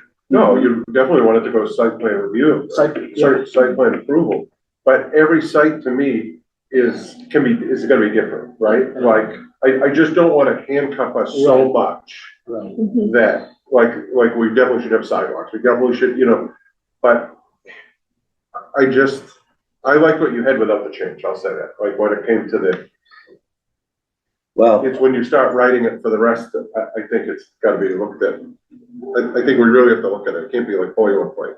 no, we have to make some decisions, okay? Yeah, if it is expanded beyond the multifamily overlay district, I am gonna have to be a little bit more careful about the triggers. Because multifamily overlay district is just unbuilt, raw land, and if it gets built, there's gonna be a big project on there. It may Whereas you not go go out that of way town, either, but it might be much smaller projects. So, yeah, it depends on the ownership of the property and how it's broken up, but. so I hear you, let me work on that, I think I'll be able to come up with something. Right. Joe, I think the only, in a technical sense, idea that I had looking at your design standards, I think, I guess two things. One that I like that I think Robert mentioned earlier on in the MBTA is having, or looking for some variety of either design or such. And I think you may have a suggestion of something like that, but I think the other one that is vague when is kind of in there, but you talk a lot about bicycles. I'd like to see, like, if we expand it and there's a parcel that's on the rail trail or something, some level of integration to or some detailed thought to it. Because in my mind, if and when that gets completed, you have like such a perfect sidewalk. I mean, it's gravel, there has challenges to it, but I mean, such a great integration to the through line throughout the whole town. Yeah. Well, that's something I would. Let's look at some situations so you can get a better understanding here. So if we have a complex that's designed for elderly people, elderly housing, okay? The occupants of those buildings have certain needs and they need supporting amenities for the building, not just what's in their unit, okay? Now we have another complex that is for low-income housing where we have families with children. So we want amenities there for families with children. In other words, playgrounds and open space for them to have their toys and whatever, and more requirements for a bus stop shelter or things like that. So what we're trying to do is compel the developers to provide things for the building, the intent of the project. Okay, so if the project's intended for low-income families with 3-bedroom units in it, we know there are going to be children here, all right? And so we need that developer to say, what are you doing for the people in this complex? Yeah. Right. That's what my objective is. And so it applies differently with different project types, not locations or anything else. The MBTA district is only one exclusive area where you'll be talking about. I don't want that. I want it across the town. Any of Robert, these. I think we hear what you're I saying. gotcha. Yeah. Okay. So I'd like to draw your attention to a couple of, to some of my language here. So second to last page, under pedestrian, bicycle, and vehicular access, then you flip the page and you've got 1 through 10. Okay. Take a look at numbers 4, 8, and 9. I'd like to talk about those. Let's make sure. I'm looking at the right page.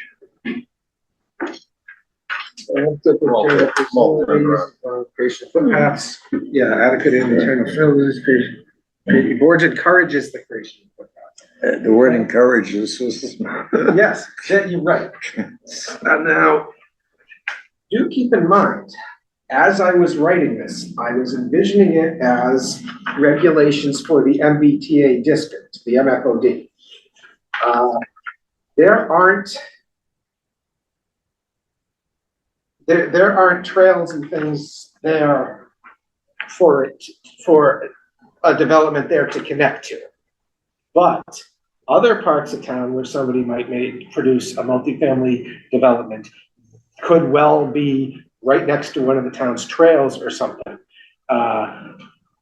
Where I'm going with this is, if this is expanded beyond the MBTA district, I'd want to strengthen this language to allow the board to require providing connections to those things. Back to, I don't want to handcuff ourselves. I don't. Yeah. No, but I I want to don't- empower you to handcuff. No, but I agree with you what you're saying, but what I'm saying is, if we have to be flexible. It can be written that way to give you the authority to require these things. I totally agree. No, but I don't think we want to get specific like that, okay? I think the best way to do it is when a project comes in, the developer of the project has to present a certain percentage of what he's proposing for these specific functions, okay? We're not gonna tell him what he has to do, all right? But if this is an elderly building, what are you doing in this project that meets the needs of elderly? So, do they congregate? You know, if it's a high-density building with 30 units in it, do they have a meeting place? How does that building function?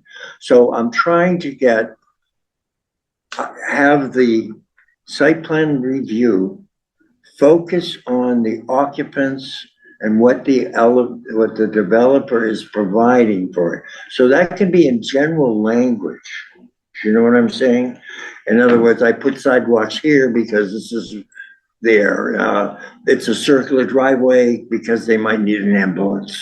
That's what I want to see. All right, things like that. All right. So if it's a multifamily building that has a lot of families and they're taking the school bus, I want the developer to say, well, I gave you a school bus stop here and a playground here. In other words, so we don't have the wrong buildings for the wrong occupant. That's what I'm trying to achieve. Robert, in my mind, I'm just trying to rephrase what you were saying to see if I understand it. What I'm envisioning, if I were you or if I were Joe taking your advice, it'd almost be like scrapping these 3-4 pages of line items and just saying like children, elderly, middle-aged, like these are the list of interested parties. What are you doing to support them integrating into the town? Right, they have to demonstrate a percentage or some kind of a focus interest on the occupants, not just come up with a plan that was used in Wisconsin and they got so many units per acre, okay? And so I want them to be responsible for providing the amenities appropriate for the occupants, okay? That's really what I'm talking about. And one of those, in a universal one, in all multifamily buildings, would be access to outdoor space, like I had suggested. That's one specific thing that can be used uniformly. Questions about how much playground and how much bike parking spaces. Huh? How many bicycle parking spaces? Well, That you're wasn't- not that gonna be doesn't necessarily providing apply to bike. your elderly No, I don't projects. think we get into specifics about that. Yeah. Show us what you're doing for those people. Let this board review and say, you know, I want to get the board's reviewing this, thinking about the people, and they'll ask the questions. And they can say, we need more of that or that, you know? So that's really interesting. So, all right.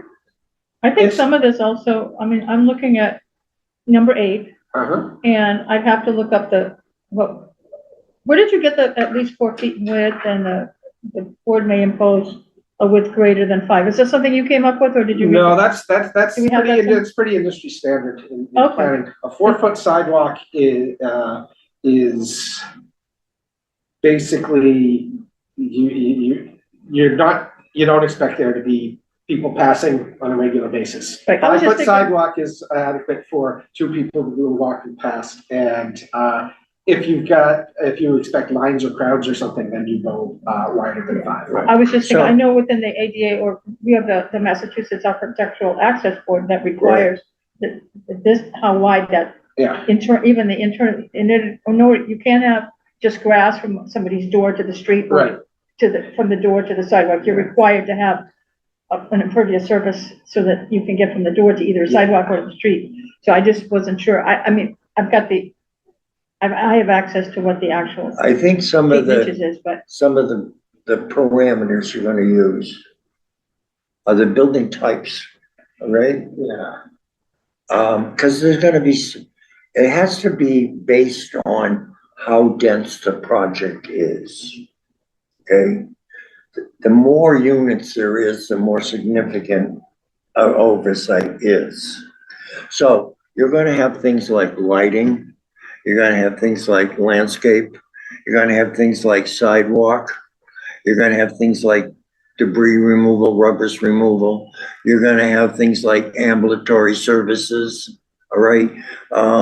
So this planning board is already astute enough to ask all our building departments, have the fire department look at it for fire truck and get there and get reviews on that. So I think it has a lot to do with density of the building, okay? That triggers certain things to happen. And then the next thing is focus on the building occupant and use and intent. And that the amenities are provided for that occupant, okay? And then there's a general one that I had that would seem to be non-restrictive to any building type would be the open space requirement.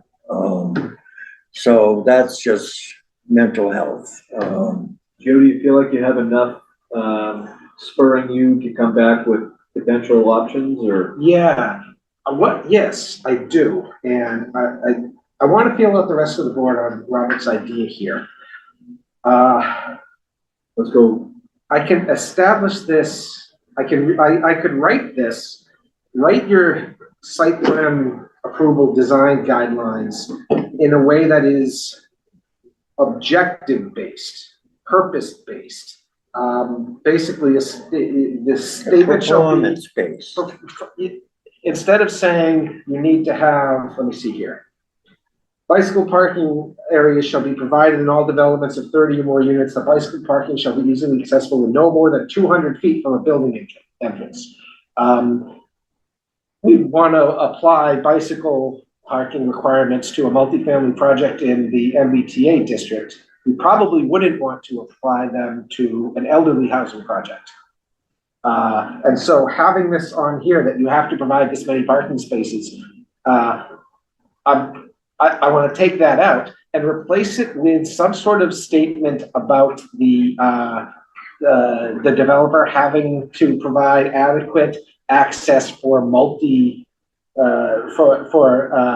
use of multiple modes or something, access by the residents. What that means in the MBTA, but leave it in such a manner, write it in such a manner that what that means in the MBTA district, you can make him provide bicycle parking. how old Wait. is the elderly housing?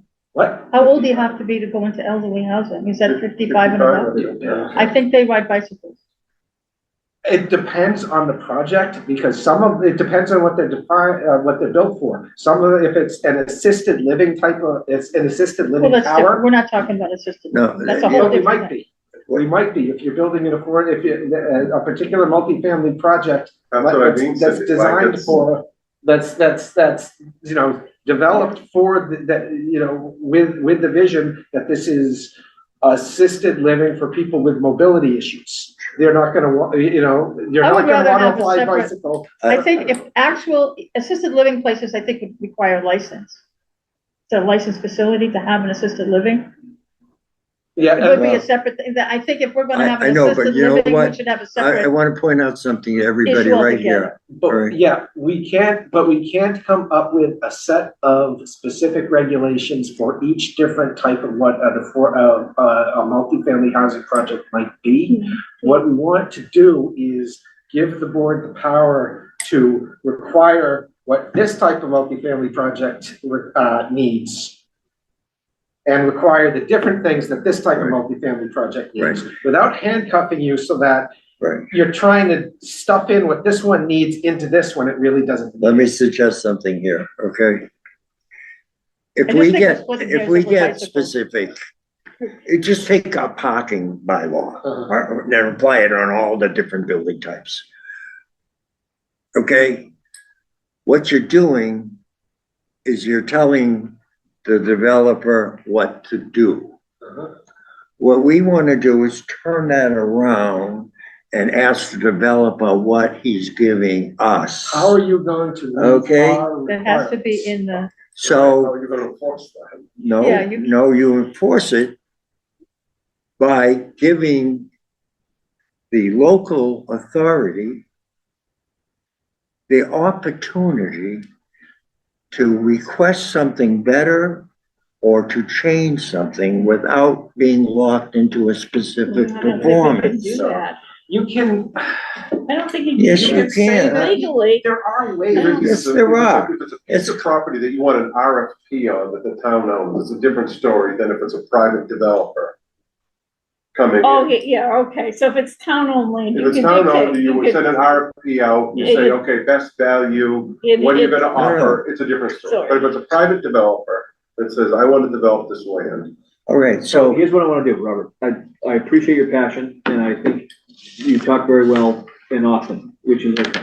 But what I wanna try to do is maybe give the floor to Joe, have Joe present where he's at, and then I wanna go around the table and each person kind of say where their head's at, because I think we could easily get Jerry, I don't know, whatever, hooked on some micro topic that could keep us here till well, 9, 10:30. can I suggest something You then? can, but you have a limited window to speak.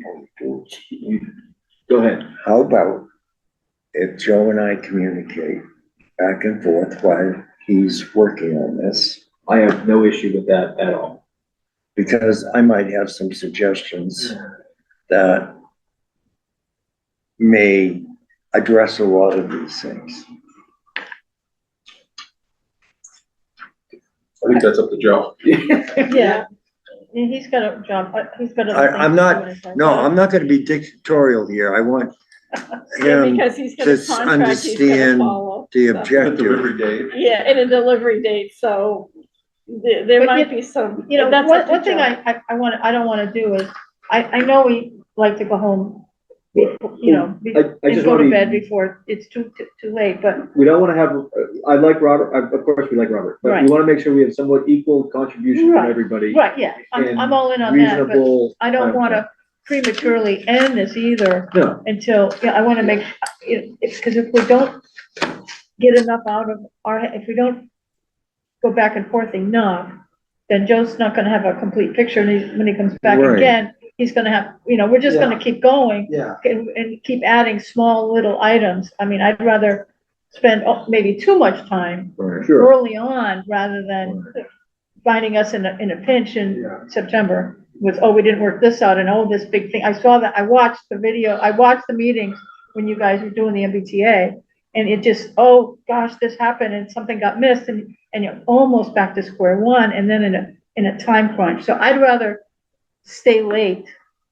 I mean, I understand getting everybody a chance to speak, but I'd rather stay later and get as much minutia Sure. on the table early than late. I just get to that direction. Yeah. Instead of having item A, lighting, item B, sidewalks, item this, I think it can be more generic. That to put the responsibility on the developer to show the site plan review. But we have to What- work out these gigs right now. I mean, I think. No, I know, but in You other wanna work words, out the it's gonna itemized- reduce I mean, time. I don't wanna have a regulation or a rule that is too finite. I understand that. I am in favor of a bit of generic Right. nature, but sometimes you can get too generic. Yeah, and So then I you're don't not wanna- actually providing guidance that's helpful to That the board. even if you have a long bylaw or a long process with a lot of detail to it, it makes it easier. I mean, I spent 23 years in the Army. I know about regulations. Yes. Yeah. Okay, and I know the more detail, The more it's problems. checklist. No. The more everybody, no matter where you are, Streamlines it. you can read it and go, this is how it's gonna be, whether I'm at Fort Devens or Fort Huachuca. You know, it's the same. I can read it, and a private can read it or a colonel can read it. And I think that's the same stuff that we need to be able to do, so that in the future, when somebody else is sitting here, or even when we're sitting here, that we're all gonna agree on what something says. Right. And that when a developer comes in here, then nobody can say, it says something different than what's written on the Yeah. thing. Right. So The thing having is, more we detail already is have sometimes all better. this done, okay? A lot of this has already been done, okay? In our current bylaws about parking and Yeah. buffers and everything else. But this is Okay. a site plan review process, not what's required necessarily. I mean, we These are got more. design guidelines. So Yeah. what's important is it's not just limited to the MBTA district, Right. right? And two, giving additional requirement without being specific about providing the appropriate amenities for the occupant. And that can be a very general statement where it says, this is what's required by our bylaw. And we also want to see what you've done for the occupant, okay? And that could be, you can break it down into I can help with breaking Well, I that think we down. can help right here. So that would give the planning board or whoever's reviewing this an opportunity to look at a specific project and determine if it's been tailored more for the occupant, all right, for the intended use, Yeah. all All right? right, So can we get back to? I do what we wanna, were I doing? don't, I'm not trying to kill the meeting yet. I'd love to stay here till midnight with you guys. There's nothing that's more enjoyable. But I do wanna check in with Joe and then go around the room and just check where everyone's at. And then see where we go from there.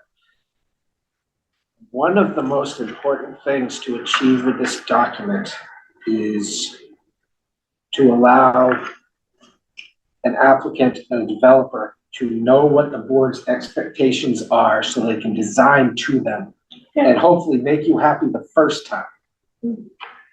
If we're insufficiently specific, they're not gonna know what they're supposed to design to. There are some site plan reviews that are just contain such generic language as, consistent with the neighborhood and, provides adequate or positive outdoor access, and just leaves it at that. And neither the board nor the applicant knows what sufficient outdoor access actually is. So providing guidelines about what you actually want to see, even if it's not specific 200 feet or specific numerical things, the reader needs to come out of this knowing what the board wants to see. So let's go around the table, Robert, and then let's just gut check with everybody with what we've discussed, what you're seeing or what you're thinking. We'll start with Cindy, and then we'll just go one by one. Yeah, just as far as I like the more detail, the better. I completely agree with what Joe just said. But number 5 and 6, I don't know what we're gonna decide on the bicycle parking areas. I don't mind having a bicycle parking area in older, I don't mind. But, we're 5 and 6 here. One has 30 or more units, the other has 40 or more units. I think trying to make things a little bit more streamlined, like, why don't we just say that 5 is also 30 or more units? Having directional signs for 30 units is not a problem, I don't think. If you got a 30 unit, you might not need as many signs because of area or scope of the project, or because of how much stuff you might have within a project. But I think having directional signs, 30, especially if it's in, well, it says commercial and mixed use development, looking at that. But even, I mean, 30 units in a commercial and mixed use residential development. Okay, that's both. Okay, so I think having signs for 30 units would be beneficial as well. Okay. Change that. So rather than having, we got 30 units for this rule, 40 units for that rule, I Yeah, think you it don't wanna also have makes to- it easier for somebody to say, well, our magic number is 30 units for certain things.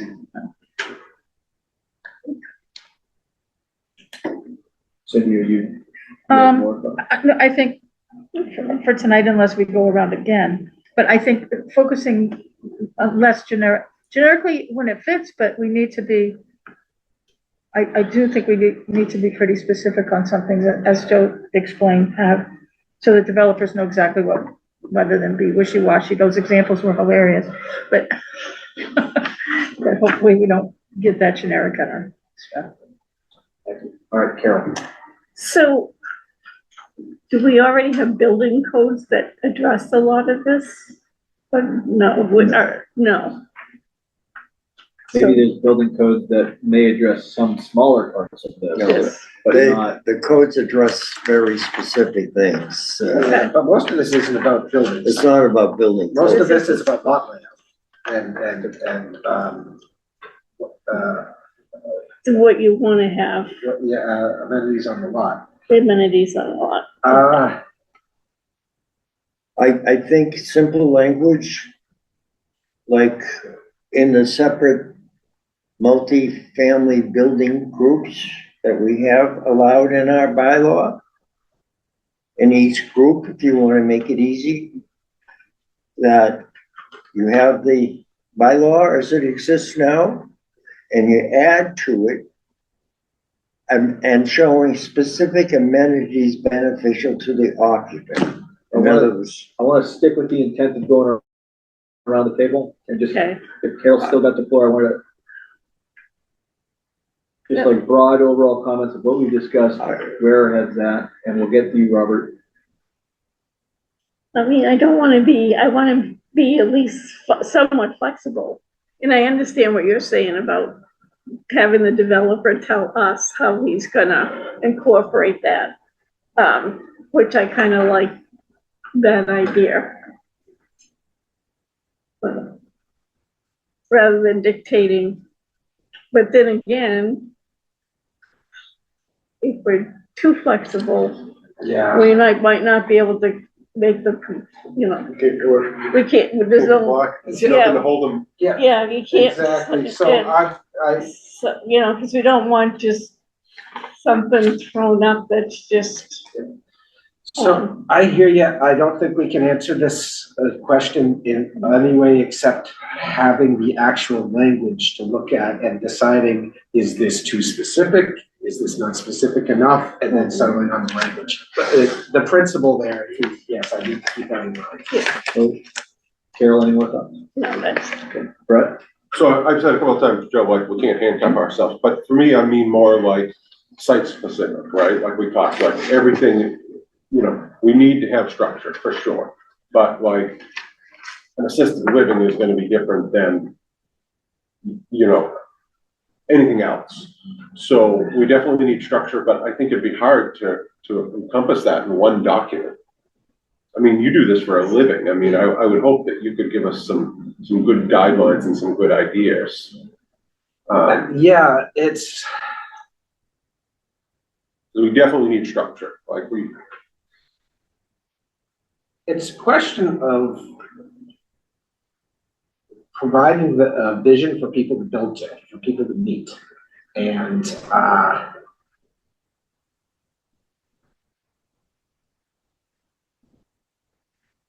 all right, let's talk about this issue I'll about. give Robert, we'll go, continue around, Robert, now it is your time. okay, let me just point out things. Just think, Brett, if you had an opportunity on a table to review what's realistic for a project rather than what was required, whether it was realistic or not. examples. Commercial shopping malls. People think that they can decide how many parking spaces there are for the different types of merchants that are there.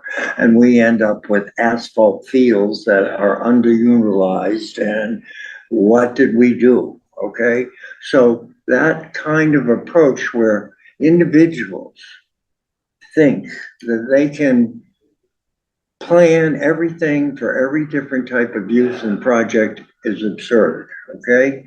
So what I'm proposing, there are certain standards that will be needed for different building types.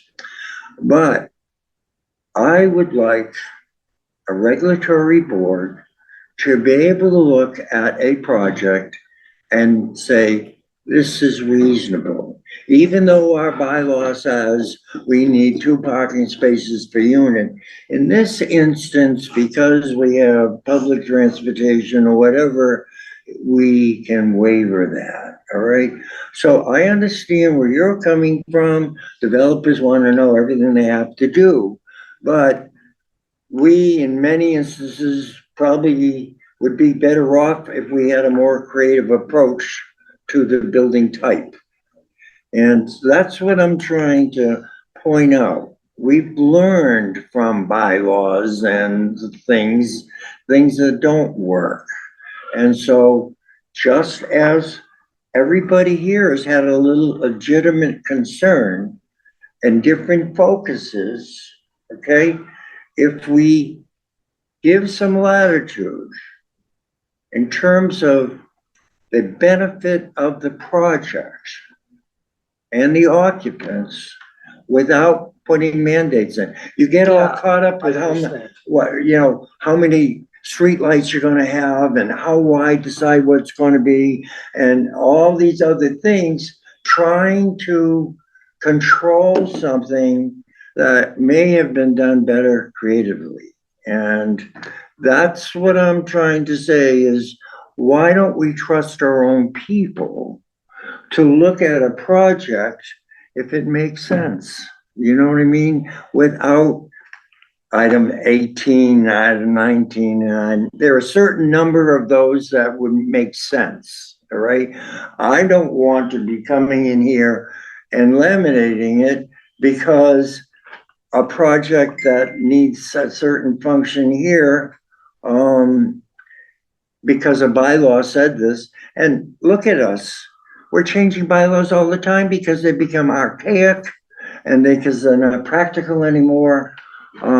So I think rather than, putting down laws, show us why this works good is a much better approach. That's my personal viewpoint, only because I deal with zoning regulations all the time.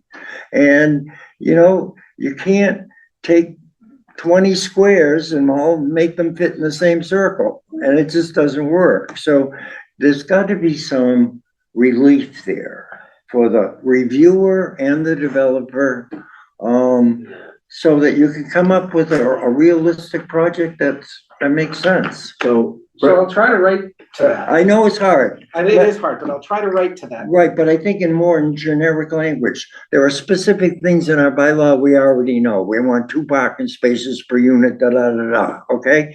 Now the rest of it is on these multifamily building types, all right? A generic phrase in there, with other amenities appropriate for the occupant or the use of the building. Yeah. And that gives a planning board a chance to look and say, I don't think that's appropriate, or I don't think that's practical. So I Right. thought Brett raised his hand and Cindy has some thoughts as well. And I think instead of going around the room one more time, I think I'd go to Brett and then let's go to Cindy. I'm done, yeah. As a builder, I would come in here with something as cheap as possible. Right. Right? Mhm. As cheap as possible. Mhm. And now I'm gonna put the onus on you to say, no, you need to do this. And if you miss that, guess what? I just saved money. I'm not putting in sidewalks. I'm not doing bikes. I'm not doing. How do you think this is gonna be as cheap as possible? How do I think it's gonna be cheap as possible? Because if you don't catch it, I'm not gonna do it. That's how it's gonna be as cheap as possible. Right. No. Hey, you're a developer, so you gotta be able to make money on a It's project. gonna be a debate between the developer and the planning board Exactly. over and over and over again on each project. I mean, we're doing that now. But if we, you need to have as much detail in order to, so that the developer, It's almost like a checklist. I don't understand, Brett. exactly, and that's, The projects we're getting But now when you are say cheap who projects. the They're gonna be occupants are. cheaper. They're gonna When you be- put something in there that says depends on the occupants of the building, well, the occupants are gonna change 50 or 100 years from now. Let me tell you, at 69 years old, I can tell you 50 years goes by so fast. You won't know what hit you. And these buildings that we're talking about might not even be built for another 30. So it would be nice to see some of these that don't need a lot of change. And regarding bylaws that need to be changed, sometimes bylaws need to be changed because life changes.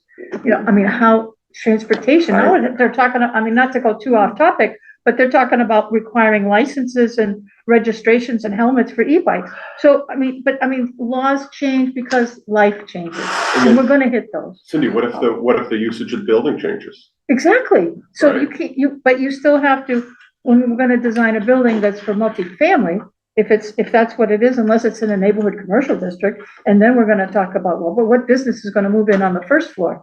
But but I mean, I like more detail, but one of the things I saw, as I'm just going through this again, looking I at. understand her regulations, because I work for Yeah, the she Air worked, Force. she worked The Air government too. Force. So she said, oh yeah, that's good, that works, lots of regulations. So C, building and lot design, looking at number 2, when multifamily buildings are included in a project requiring site plan approval, each unit shall be provided with a dedicated outdoor area, such as a yard, porch, patio, or balcony. This area shall be directly accessible from the unit. I think this is way too generic. Too generic. Yes, generic. Too generic, and I wanted to modify that. I want a by lot adding- of detail here. I want A, B, C, D. I want, all right, well, I was Inches, just gonna add feet. in, an Well, outdoor. the problem is we never had that requirement before. I'm sorry, what? Adding in 80 square feet, which. That's what I That's had. what I wanted to, one of the questions I had tonight. I did say 80 Yeah, square adding feet. in Rob's, condition of 80 square feet to that language. An outdoor space of at least 80 square feet shall be provided for each unit. I think that there's potential, well, I mean, 80 square feet, if that's what we want to go with. Yeah. But each unit, I mean, some lots, depending on what people are going to want to build on, we don't want to restrict, well, that lot now becomes too small to build a multifamily. Exactly. So I'm concerned about the 80 feet. I mean, I can't really picture that. I have to get out with my little, to figure out 80 feet. But I'm, 8 by 10. okay, that's not too bad. So, That's right, so that's right. every unit has to have an 8 by 10 porch or an 8 by 10 Right. balcony. Or a patio. I'm thinking that some units might be configured on a lot where if there's a yard that is, let's say it's a 3-family. It's a 3-unit, Okay. 1 building, and just the configuration on the lot makes it, you'd have overlap, the 80 feet per unit can't be done. Because let's say they have to build an L. And so the 80 feet has to overlap or they can't build it. They lose a whole unit because it can't be configured. So I'm No, thinking. that's- No balconies. Well, Each story gets a. but then your developers say that's expensive.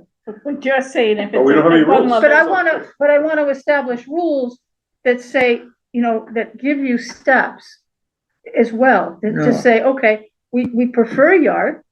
We prefer somehow, I mean, I'm kind of guessing here, but if there's a yard that's large enough that meets certain minimum requirements that can be shared by all 3 units, rather than saying 8 by 10 will change, by designing the yard to be 8 by 10, you're actually designing the whole footprint of the entire unit. You know what I'm saying? Yeah, I just don't understand why it's bad. Well, Cindy, Well, let me, But I mean, I don't want to have one 8 by 10 spot for But 3 I units. would say on Do you know what I'm that, saying? I know, but if I'm a tenant, say, I want my little space. Yeah, that's the purpose of this, that which- you do want individual. Okay, dedicated well, that's fine. unit Right. spaces. But either way, Now, I mean, but I think that's this a is, separate, they're having some common space would be a Right. separate.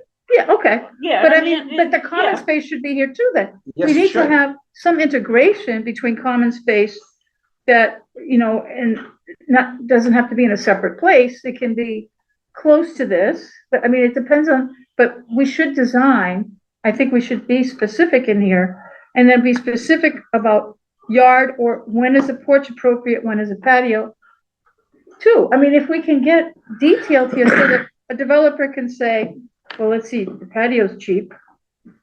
But if you're in a multi-story No, it's building, very- the first All one right, can so have you a have patio. different building programs here, affordable, aging, and Right. low income. But we need So, to be detailed right. about what this is. So- this section.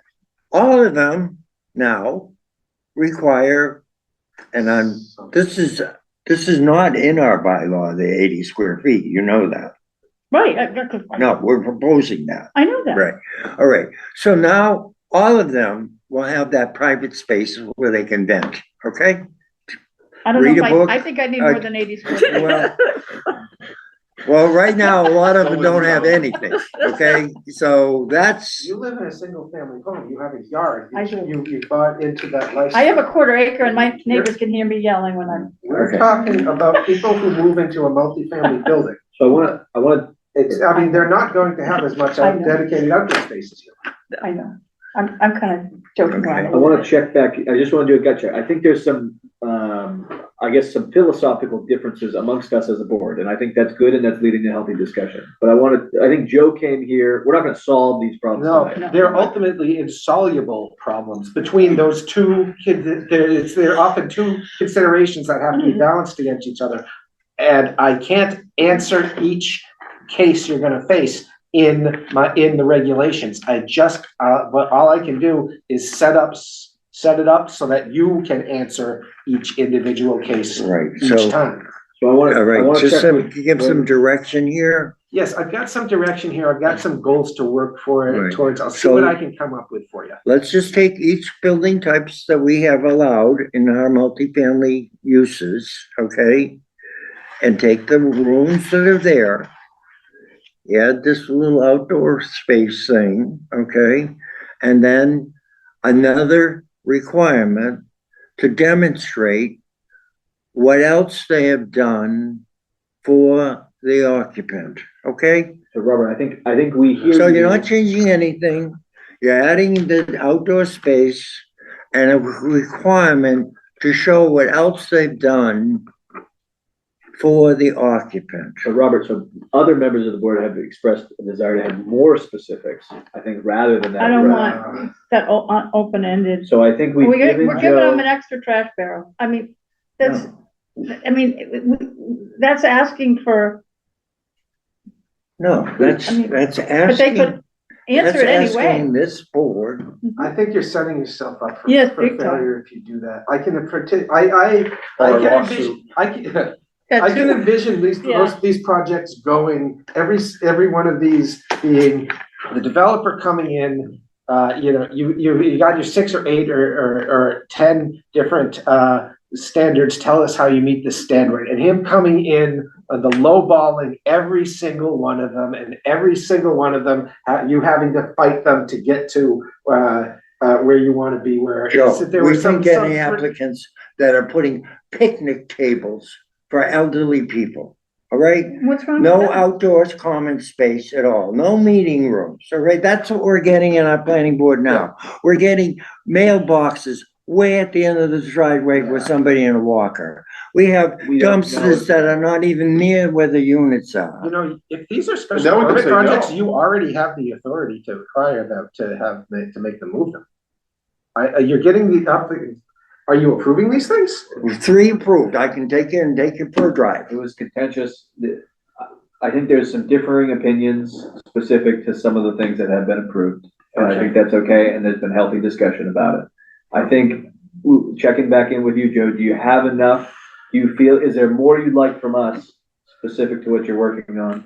And when do you think we could expect you Okay, back? one thing that were for you that's specific that you can give to me This C, building and lot design, I think I'm gonna change that title to something better. Okay. But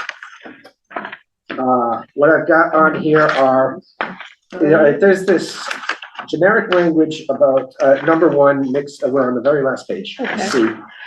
Mix of, building types and sizes, with varying numbers of bedrooms.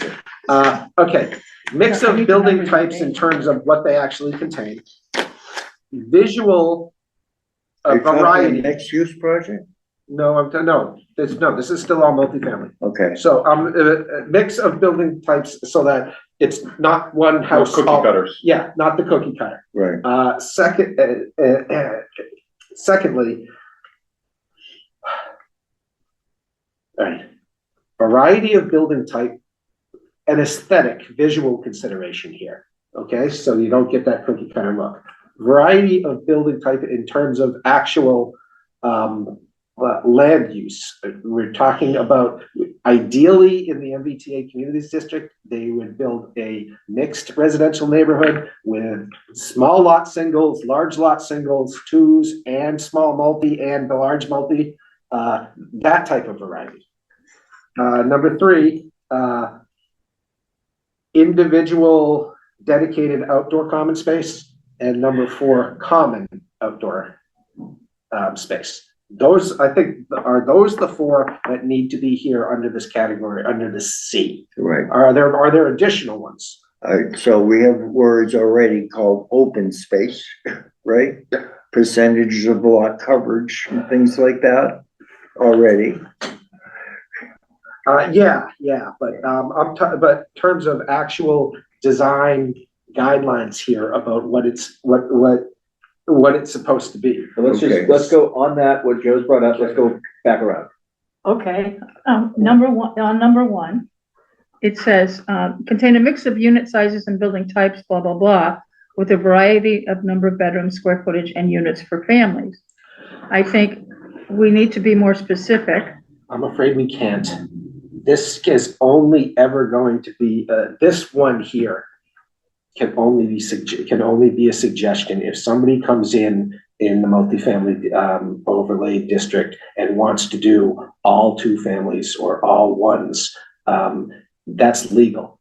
This one is encouraging. Oh, the board would like to see it. Now, when where we get to like the visual, you can require, you can mandate that there's some variety in the buildings, and you can say this hasn't met our standards for, for building variety. Do we have to specify the building variety? See, this is the question that we've been talking about all night. How specific do we have to get? We don't have to. I'm thinking percentages, like based on this. I'm not necessarily in the overlay district. I mean, I'm not quite. Some of this gets kind of confusing for me. But if for the areas that we can make definitive changes or recommendations or whatever we're going to call it, for this one, I was thinking to be more specific. I was saying, if you've got a 40 unit something built somewhere else, and it says units for families, that would be units is plural, that means two. But I mean, if you're depending on the size of your project, I mean, if you're just talking about 1 3-family building, then I'm getting a little bit too specific. Yeah, we're not talking about 1 3-family building. But there is going to be a trigger. But if it's something, a larger development system, then I would rather say a certain percentage. I don't have the percentages in my head, but a certain percentage based on the size of the development, a certain percentage would need to be for families. A certain percentage are two bedrooms. A certain percentage are single, like 1 bedroom. And based on the needs of, lower cost rents for people, I'm all in for some studios to cover the people that need a place to live and they just don't have any money. So, I mean, because of the financial constraints that people are under today, that having the studios should be back. But then also, families, so.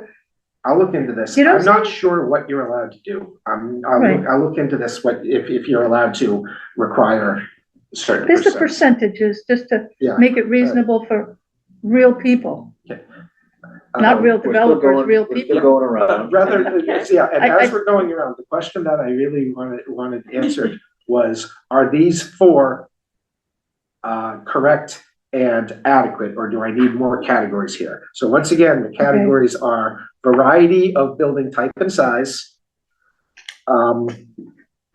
individual unit dedicated space, common space, I'll look at the video. and building visual variety, aesthetics. Are those the four categories here in, this is basically going to be building design.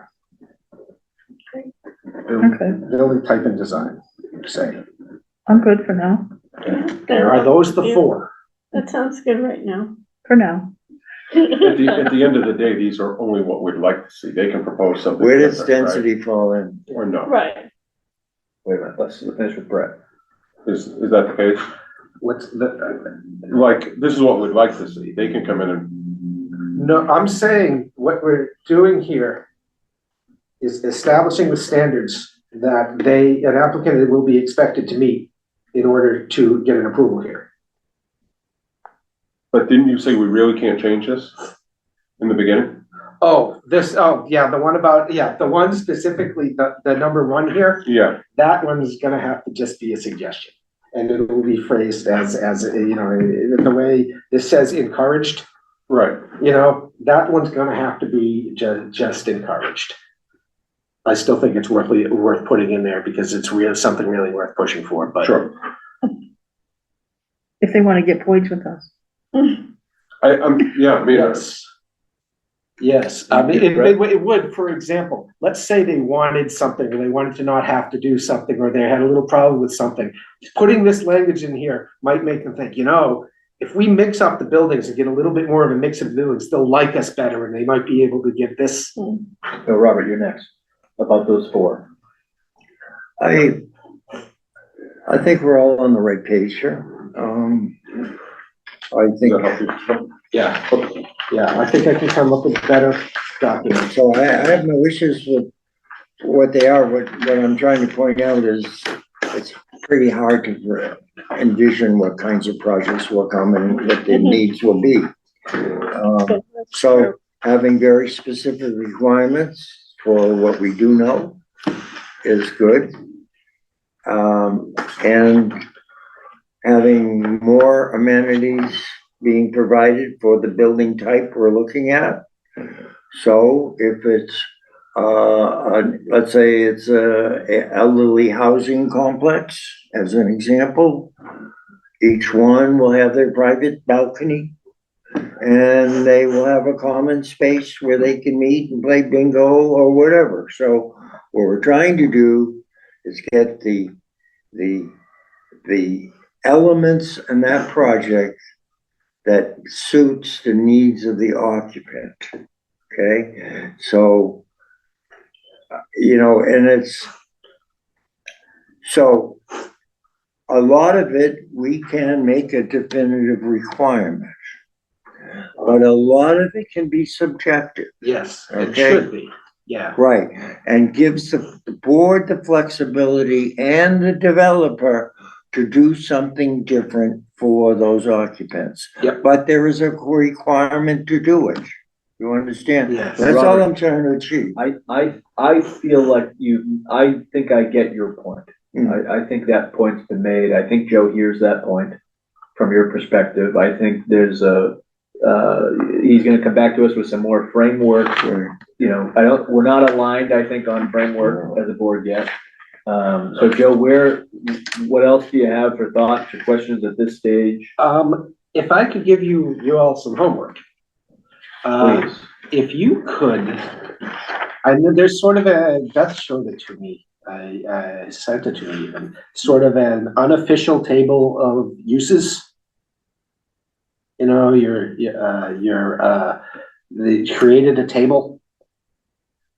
Table of what? I've seen lots of tables. Saying what's yes, what's special permit, what's no.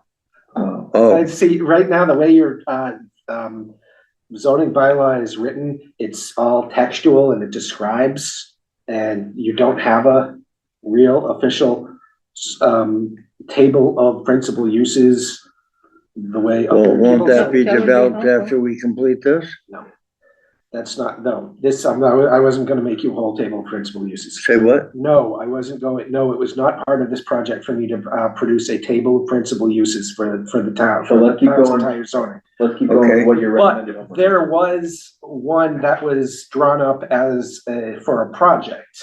Yeah, I don't know if Beth is still on. Oh. She texted me that she was going home. Oh, okay, if you could, get a look at that. Okay. And which uses on that do you think should be site plan approval? Okay, what, So I think we'll make that a discussion item for our next meeting for us. Maybe Beth could send out the table that he's talking about to all of us? yeah, and you know, get back to her if you have any notes about which of those uses do you think should be site plan approval as opposed to a special permit? Especially the site plan review special permit. That would be, if, any input on that. Secondly, Well, didn't we just Wait a minute, change all that? ADUs. Yeah. In the ADU bylaw that you adopted, some of the ADUs are, subject to site plan approval. Oh, The new construction, remember, it's written up so that if the ADU is put entirely within the footprint of the existing home or within an existing accessory structure, it's not site plan approval. But if you build a new accessory structure or you build an addition on the single family home for the ADU, then it is site plan approval. shouldn't be. Well, that's what the town adopted. That's what your zoning is now. So what would you like us to do specific to that? Well, Do you Wait a need minute. site, the question is, do you need regulations for ADUs? no, I mean, we're creating a site plan approval regulation document for the planning board to use in its site plan approval We should have something. cases. Right now, what site plan approval applies to is projects that get triggered by your triggers in the, that's in your zoning. And what that basically amounts to is large housing developments. It's basically gets triggered when you have more than 8 parking spaces, I believe is the one that was that triggers No, no. multifamily housing. the ADU applies for 1 and 2 family homes. I know that. Right, I know but that. if you have a large complex, that complex is entitled to 1 additional one. Yes, I'm talking, But our ADU Your bylaw ADU requires a site plan review for certain ADUs, but we don't have any site plan review process for us to go by. well, you have you have Somebody's some gonna say, process. what is this gonna include, right? Yeah, you've got some there is some We've got a few. process that's there in the bylaw, but there's not, now We need you're a adopting reference. site plan approval regulations. We need a reference. No, no, to wait. It might be a good idea to think about whether you need to have something in the regs that, specifically to address ADUs. Why would we have a site plan review for it? But we You already have- put it in our bylaws. We have to have one. No, Yeah. Yeah. It's already in there. It's It's there, already in it's there for those, if you're building, say you're building a new garage with an ADU on top. Yeah. That would be a site plan. We as a Why? board, the way Because that I Because that's remember, what you put in for the bylaw. the discussion that I remember, Robert, from the board was that when that came out from the state, we elected to have a approval process when there was a new structure put in, because we wanted to feel confident that adequate parking or flow or access from emergency services would be appropriate. We've had a few that have come before us in that capacity. Hmm. They've been pretty simple. Normally, we just look at them and we just approve them. You've had ADU special permits, Well, no, ADU site plan approvals come before you? I think we've had 2 Oh, that have come before us. oh, cool. And I think I think the goal, I think a lot of that was before we I'm pretty sure, Before was we put got the zoning change in the town meeting. Those AD no, I units. don't think so. Because we didn't get them before. Once we put the Yeah, rules in, then we ended up getting the ADU. ADUs are almost impossible before. Yeah, so, but I think, to Joe's point, maybe it's worth reconsidering. I mean, it's relatively new. Whether we want them or not, that's up to us to decide and then repropose it at town meeting. Well, the other thing about that is what I see is these requirements are changing frequently, coming from the State House now. So even what we had then, they've They want to encouraged. reduce they want Right, to take away more right. of the So I authority think that all we we're have. gonna end up is enforcing our regular zoning bylaw as far as setbacks and heights and things like that. So I think if the outcome if the answer to this question from this board is, on second thought, we don't really need site plan approval for those ADUs, that would be fine with me. But we gotta do something with this. Right now, there is, in your zoning, site plan approval for new construction ADUs. If that's gonna stay, do you want to have some regulations around it? What sort of issues have come up in your projects that you'd want those to be? Or, if you, so I'd like this to be, homework.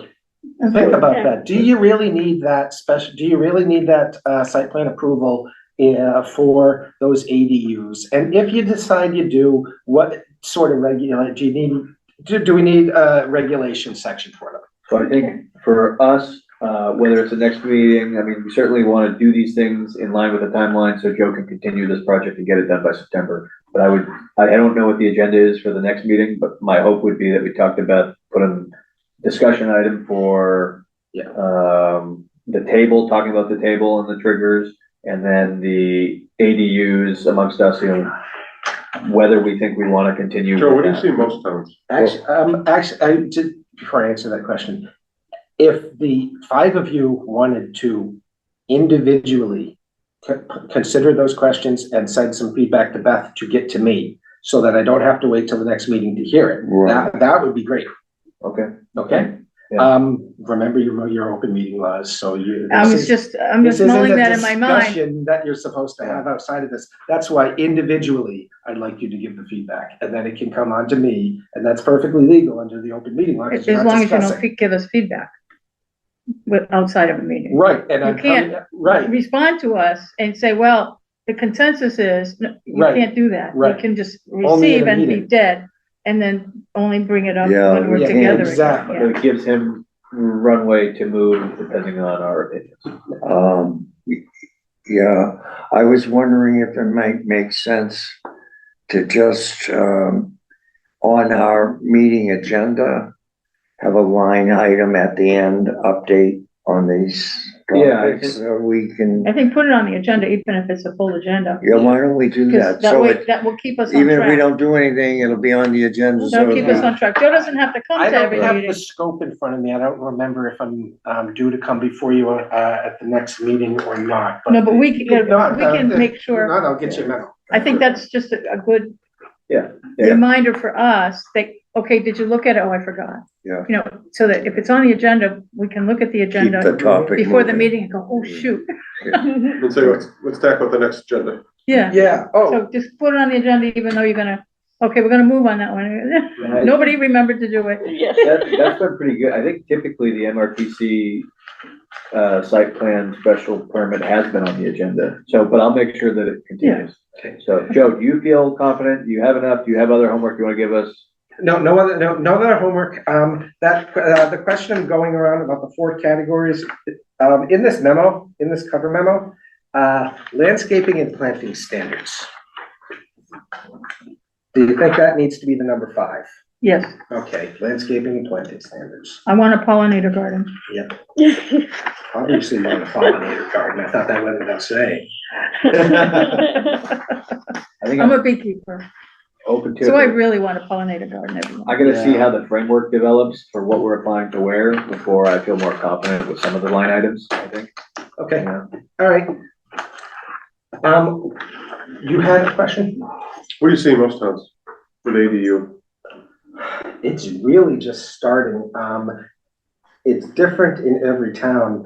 They're more popular the further east you go.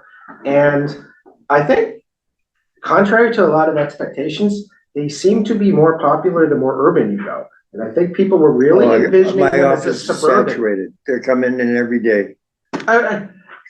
Bigger city, more urban places are you seeing them more in more urban places? Oh, my God, I think yes. the expectation was that there would be mostly a suburban phenomenon. No, But no, lots of, no. I don't know, Quincy, three deckers, Arlington, Somerville. three deckers in Arlington, adding one more unit. I read that modulars are big. Oh, yeah. The modular units are getting, because they're cheaper to design. You don't have to do all the design. Oh, yeah, but between, Just drop 'em in. the thing about that urban is, anywhere where it's on septic, I mean, that really, really, really makes it expensive to add an ADU. A lot of septic engineering and work for a tiny little amount of square footage. I think that's really being a burden, a barrier to them being built in. Not really, because of the cost of housing now has just escalated so high. Everybody's looking for a second means of income and, the cost of housing is right. escalated. I mean, I'm getting single family houses that are building two-car garages and with an ADU on top, you know? And what are they saying? You know, it's like, I'm gonna get a garage, I need one anyway, but to pay for the garage, I'm putting an ADU in. Yeah. All right, thank you, Joe. Thank you Thank all you. very much. Nice to see you again. Thank you, Joe. All right, so that was 3.3. Let's jump to 3.5, which was to review and approve a certificate of completion stormwater management permit, number SM 2023-02 Harbor Trace Water Treatment Plant. I believe from talking to Beth that everything has been submitted and is in order with that for certificate of completion. I'm not Yes, sure. I thought I saw that there was a couple of things missing, or did she get them later today? I was on the phone and I guess I'd have to pull my computer back up. I was on the phone with her this afternoon and what she couldn't find at the time was the recorded original, decision. Oh, decision, okay. And then so I think, she hasn't gone through the Registry of Deeds website, but I went on it and I sent it to her. And it was right before the meeting happened. So Oh, to my okay. knowledge, that was the only thing that was missing. Okay, And then she had it, but okay. certainly if there's other questions or concerns or. No, that was the only thing was when I looked, there was a couple of pieces missing, but if she's got them now, then. Thanks.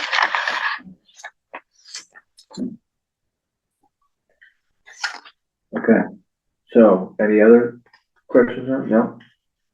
No? Entertain a motion to approve the certificate of completion for the stormwater management permit SM 2023-02 Harbor Trace Water Treatment Plant. So moved to move. Oh, second. So moved in second, roll call vote. Cindy King, yes. Carol Hostas, yes. Brett King, yes. Robert Theory, yes. Andrew Shepherd, yes. Okay, so now the next items I think are more discussion oriented. And let's go to 3.1, Cindy as clerk and our resident, I don't know the official. I'm the chair of the Commission on Disability. Would you read the Townsend ADA? I don't have it. You don't have it? I saw it. There it is, okay. All right, this is, just to give you some background, this is required by the ADA that this be posted on in every building, and there's one posted outside where public meeting notices are posted, and it's also on the website. It's posted on the website underneath the Commission on Disability. All right, the town of Townsend does not discriminate based on disability, program applicants, on disability, period.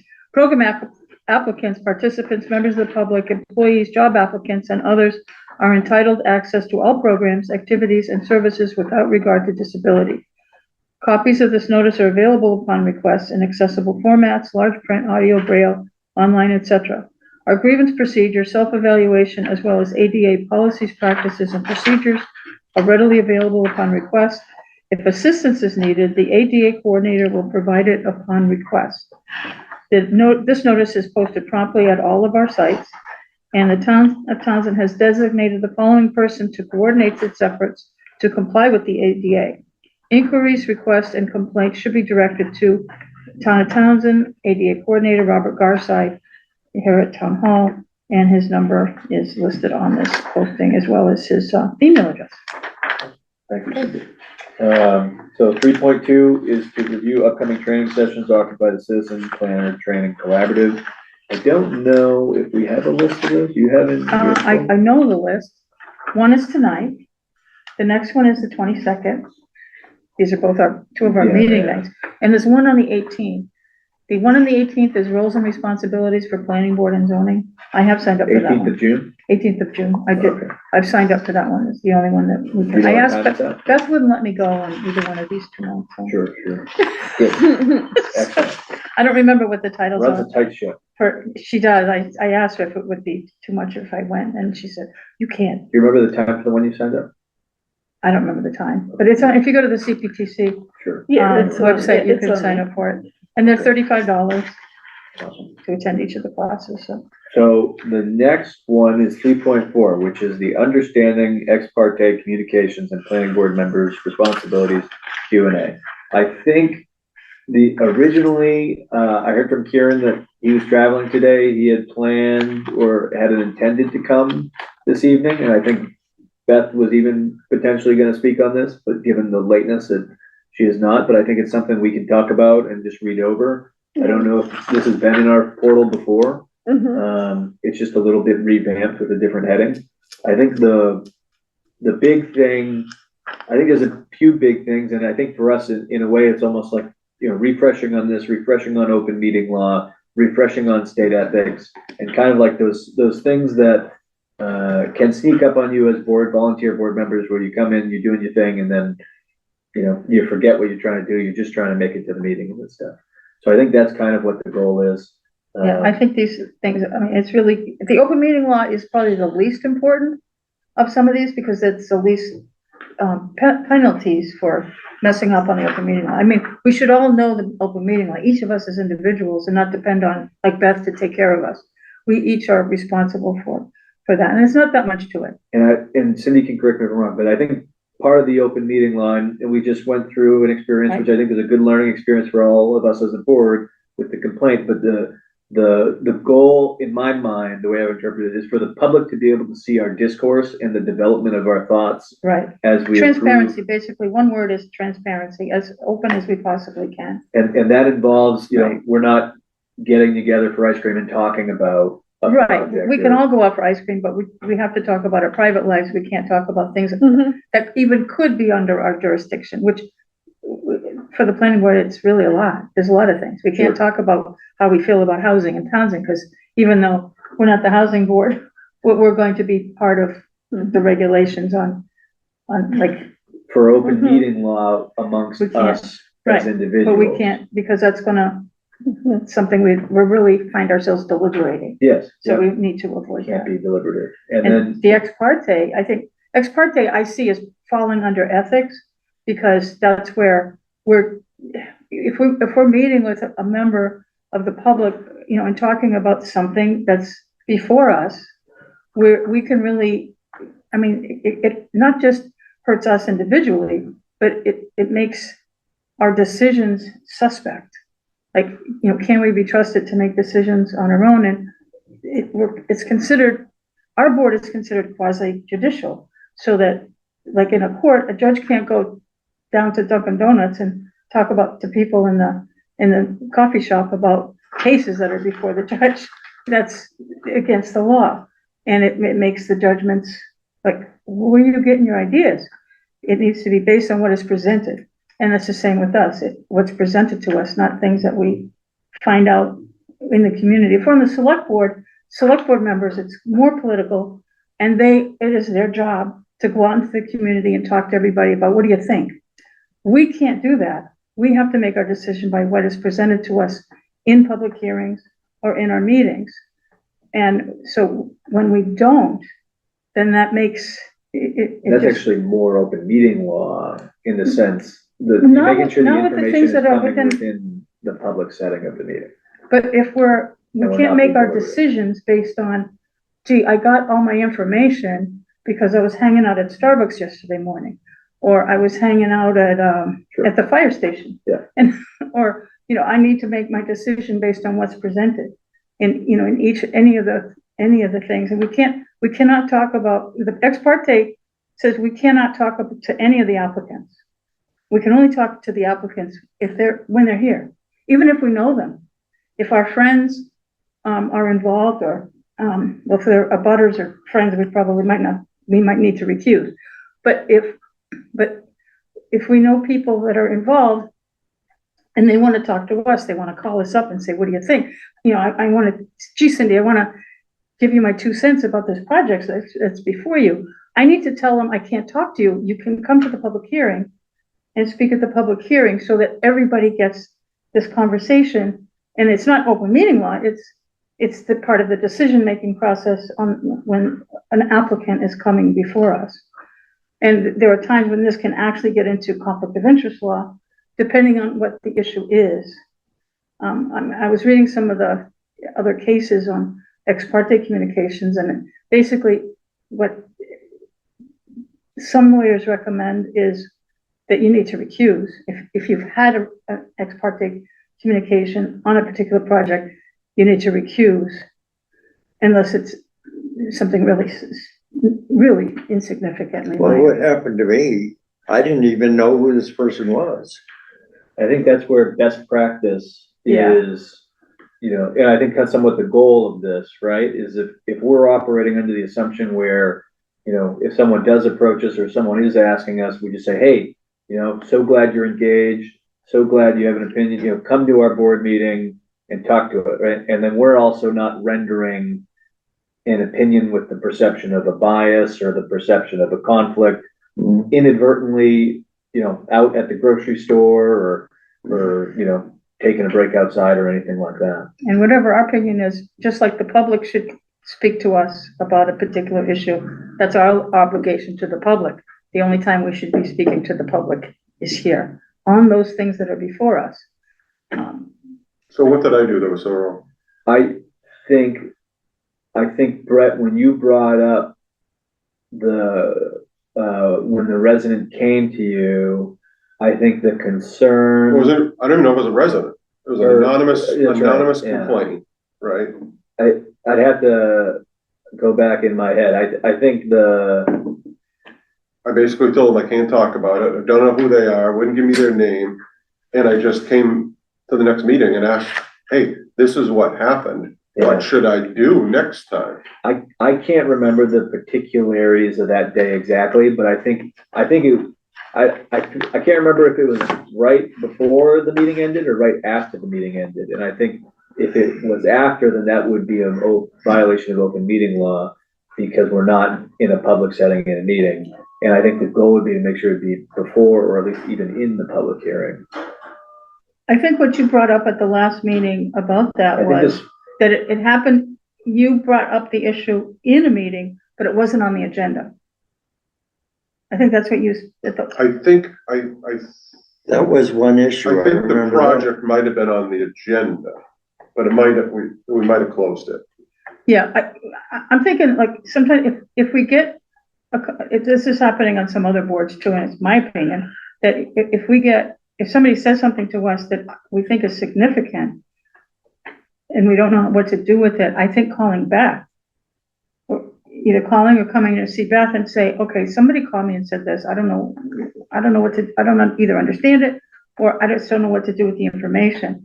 And I think Beth can guide us on whether she can put it on the agenda if something needs to get put on the agenda, or give us guidance on if we don't know what to do. Yeah, I mean, said, what do I do when I get an anonymous complaint? Because an anonymous complaint isn't a complaint to me.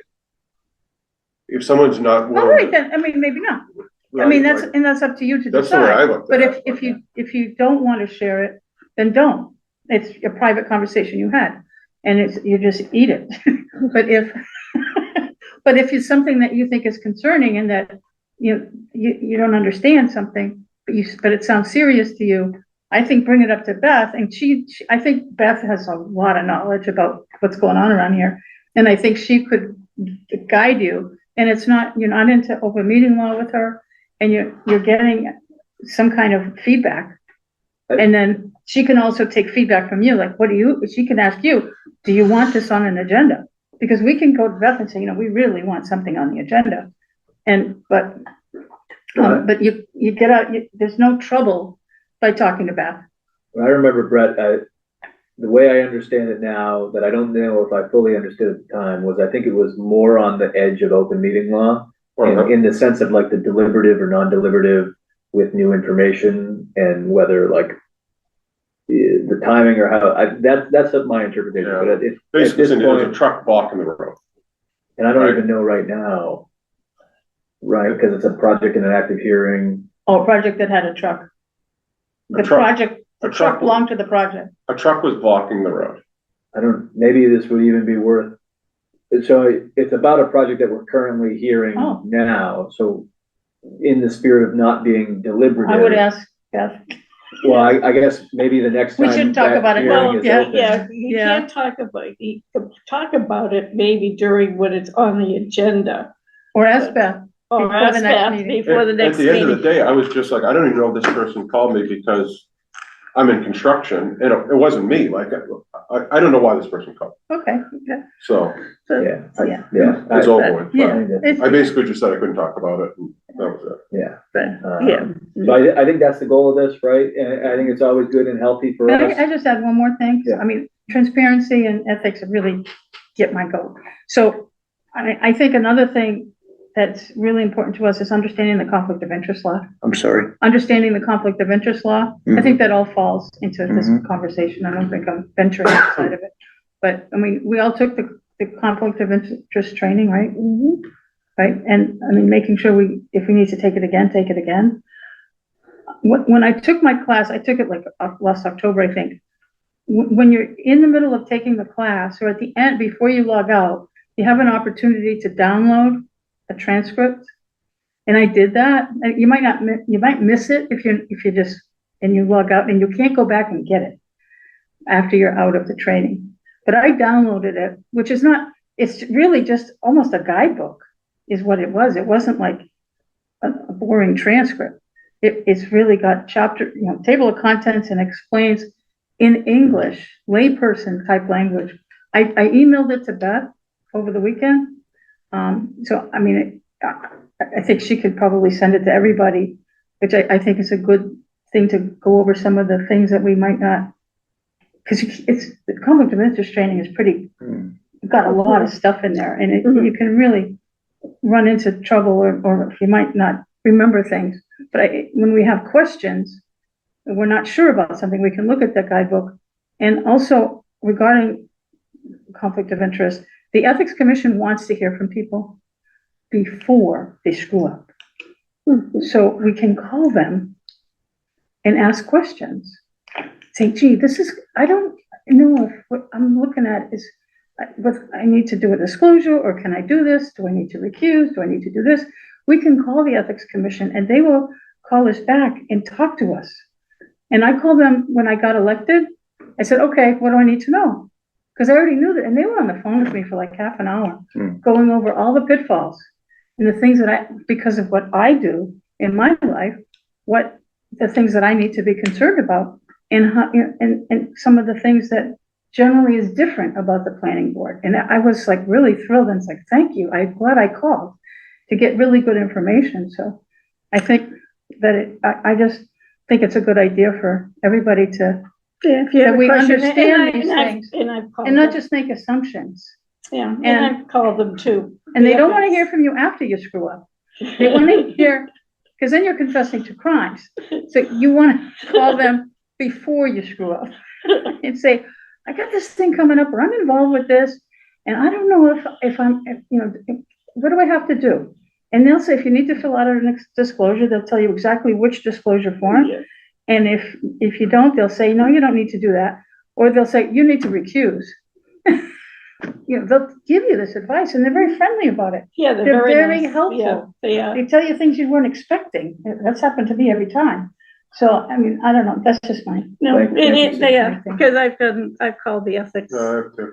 and they are very helpful. I've also called the election people and they're very helpful. If you're running for office, you could call them and Yep. they're very helpful Campaign about, finance is good too. so all of those Yeah. agencies are very good. Excellent. Okay. All right. I think we're good there. So that it covers all of the meeting business, correspondence, notices from Townsend and abutting towns. Do Okay, you have much? we got this, I don't think there was much, at least there wasn't a whole lot. we've got 108 West Meadow here. I know that's not on the agenda, but would Looks this like a be, stormwater report. it's this annual inspection checklist. Mhm. So, okay. Is this part of correspondence or is this something we need to? I don't know exactly, but I guess speaking that you have it, and I Okay. think it's in our portal as well. All right, stormwater management annual inspection checklist by property owners. This form must be completed and submitted to the Stormwater Authority at least 6 months and again at 1 year and at least annually thereafter. Okay, so this is 108 West Meadow. The owner is Kimball Family Trust. And there was an inspection date of 6/3/26. I think that's general enough to, Yeah. I don't think we need to go. Looks like into a line everything's item. working. There's this checklist. No changes since last report. Biggest noted difference is the natural changes from the natural positive changes from last year. All right. All right. Then I have notices. Let's see. Groton Planning Board. They voted to grant a special permit and definitive plan approval for flexible development subdivision for the Neshoba Homes development. It looks like on 126 Wyman Road. And they did that at the end of May. Okay. The next one I have is from Lunenburg. It's a notice of public hearing. Scheduled for Monday, June 22nd at 6 p.m. for applications for site plan approval and stormwater permit for a commercial office building at 1325 Mass Ave. And that's it.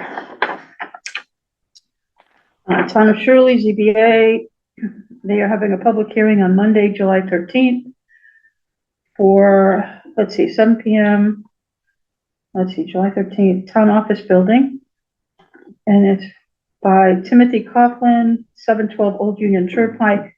They want a variance for minimum frontage on 64 Walker Road.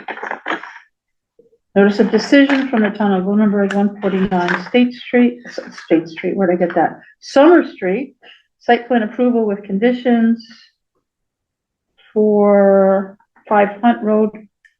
What? Oh no, that's their home address. Wait a minute.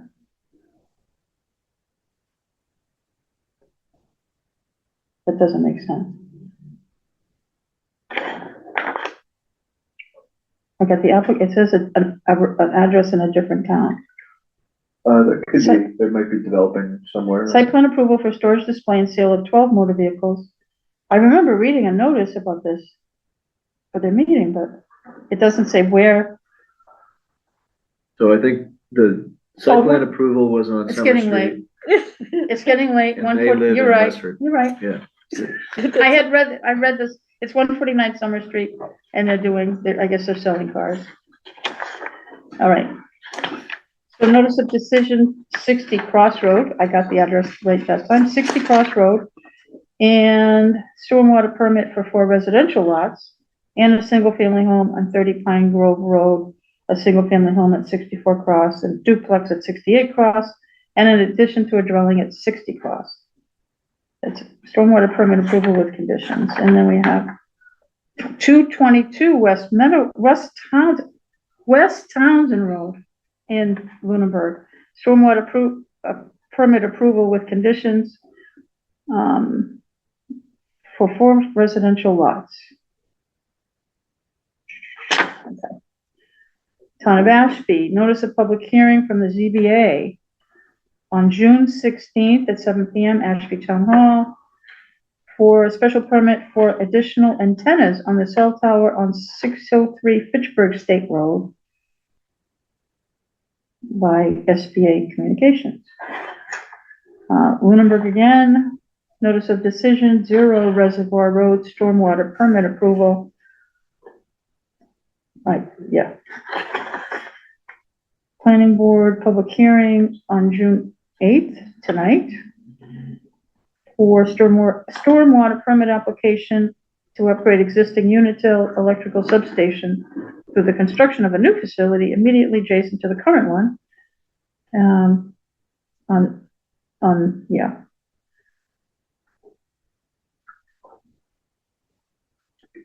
Okay.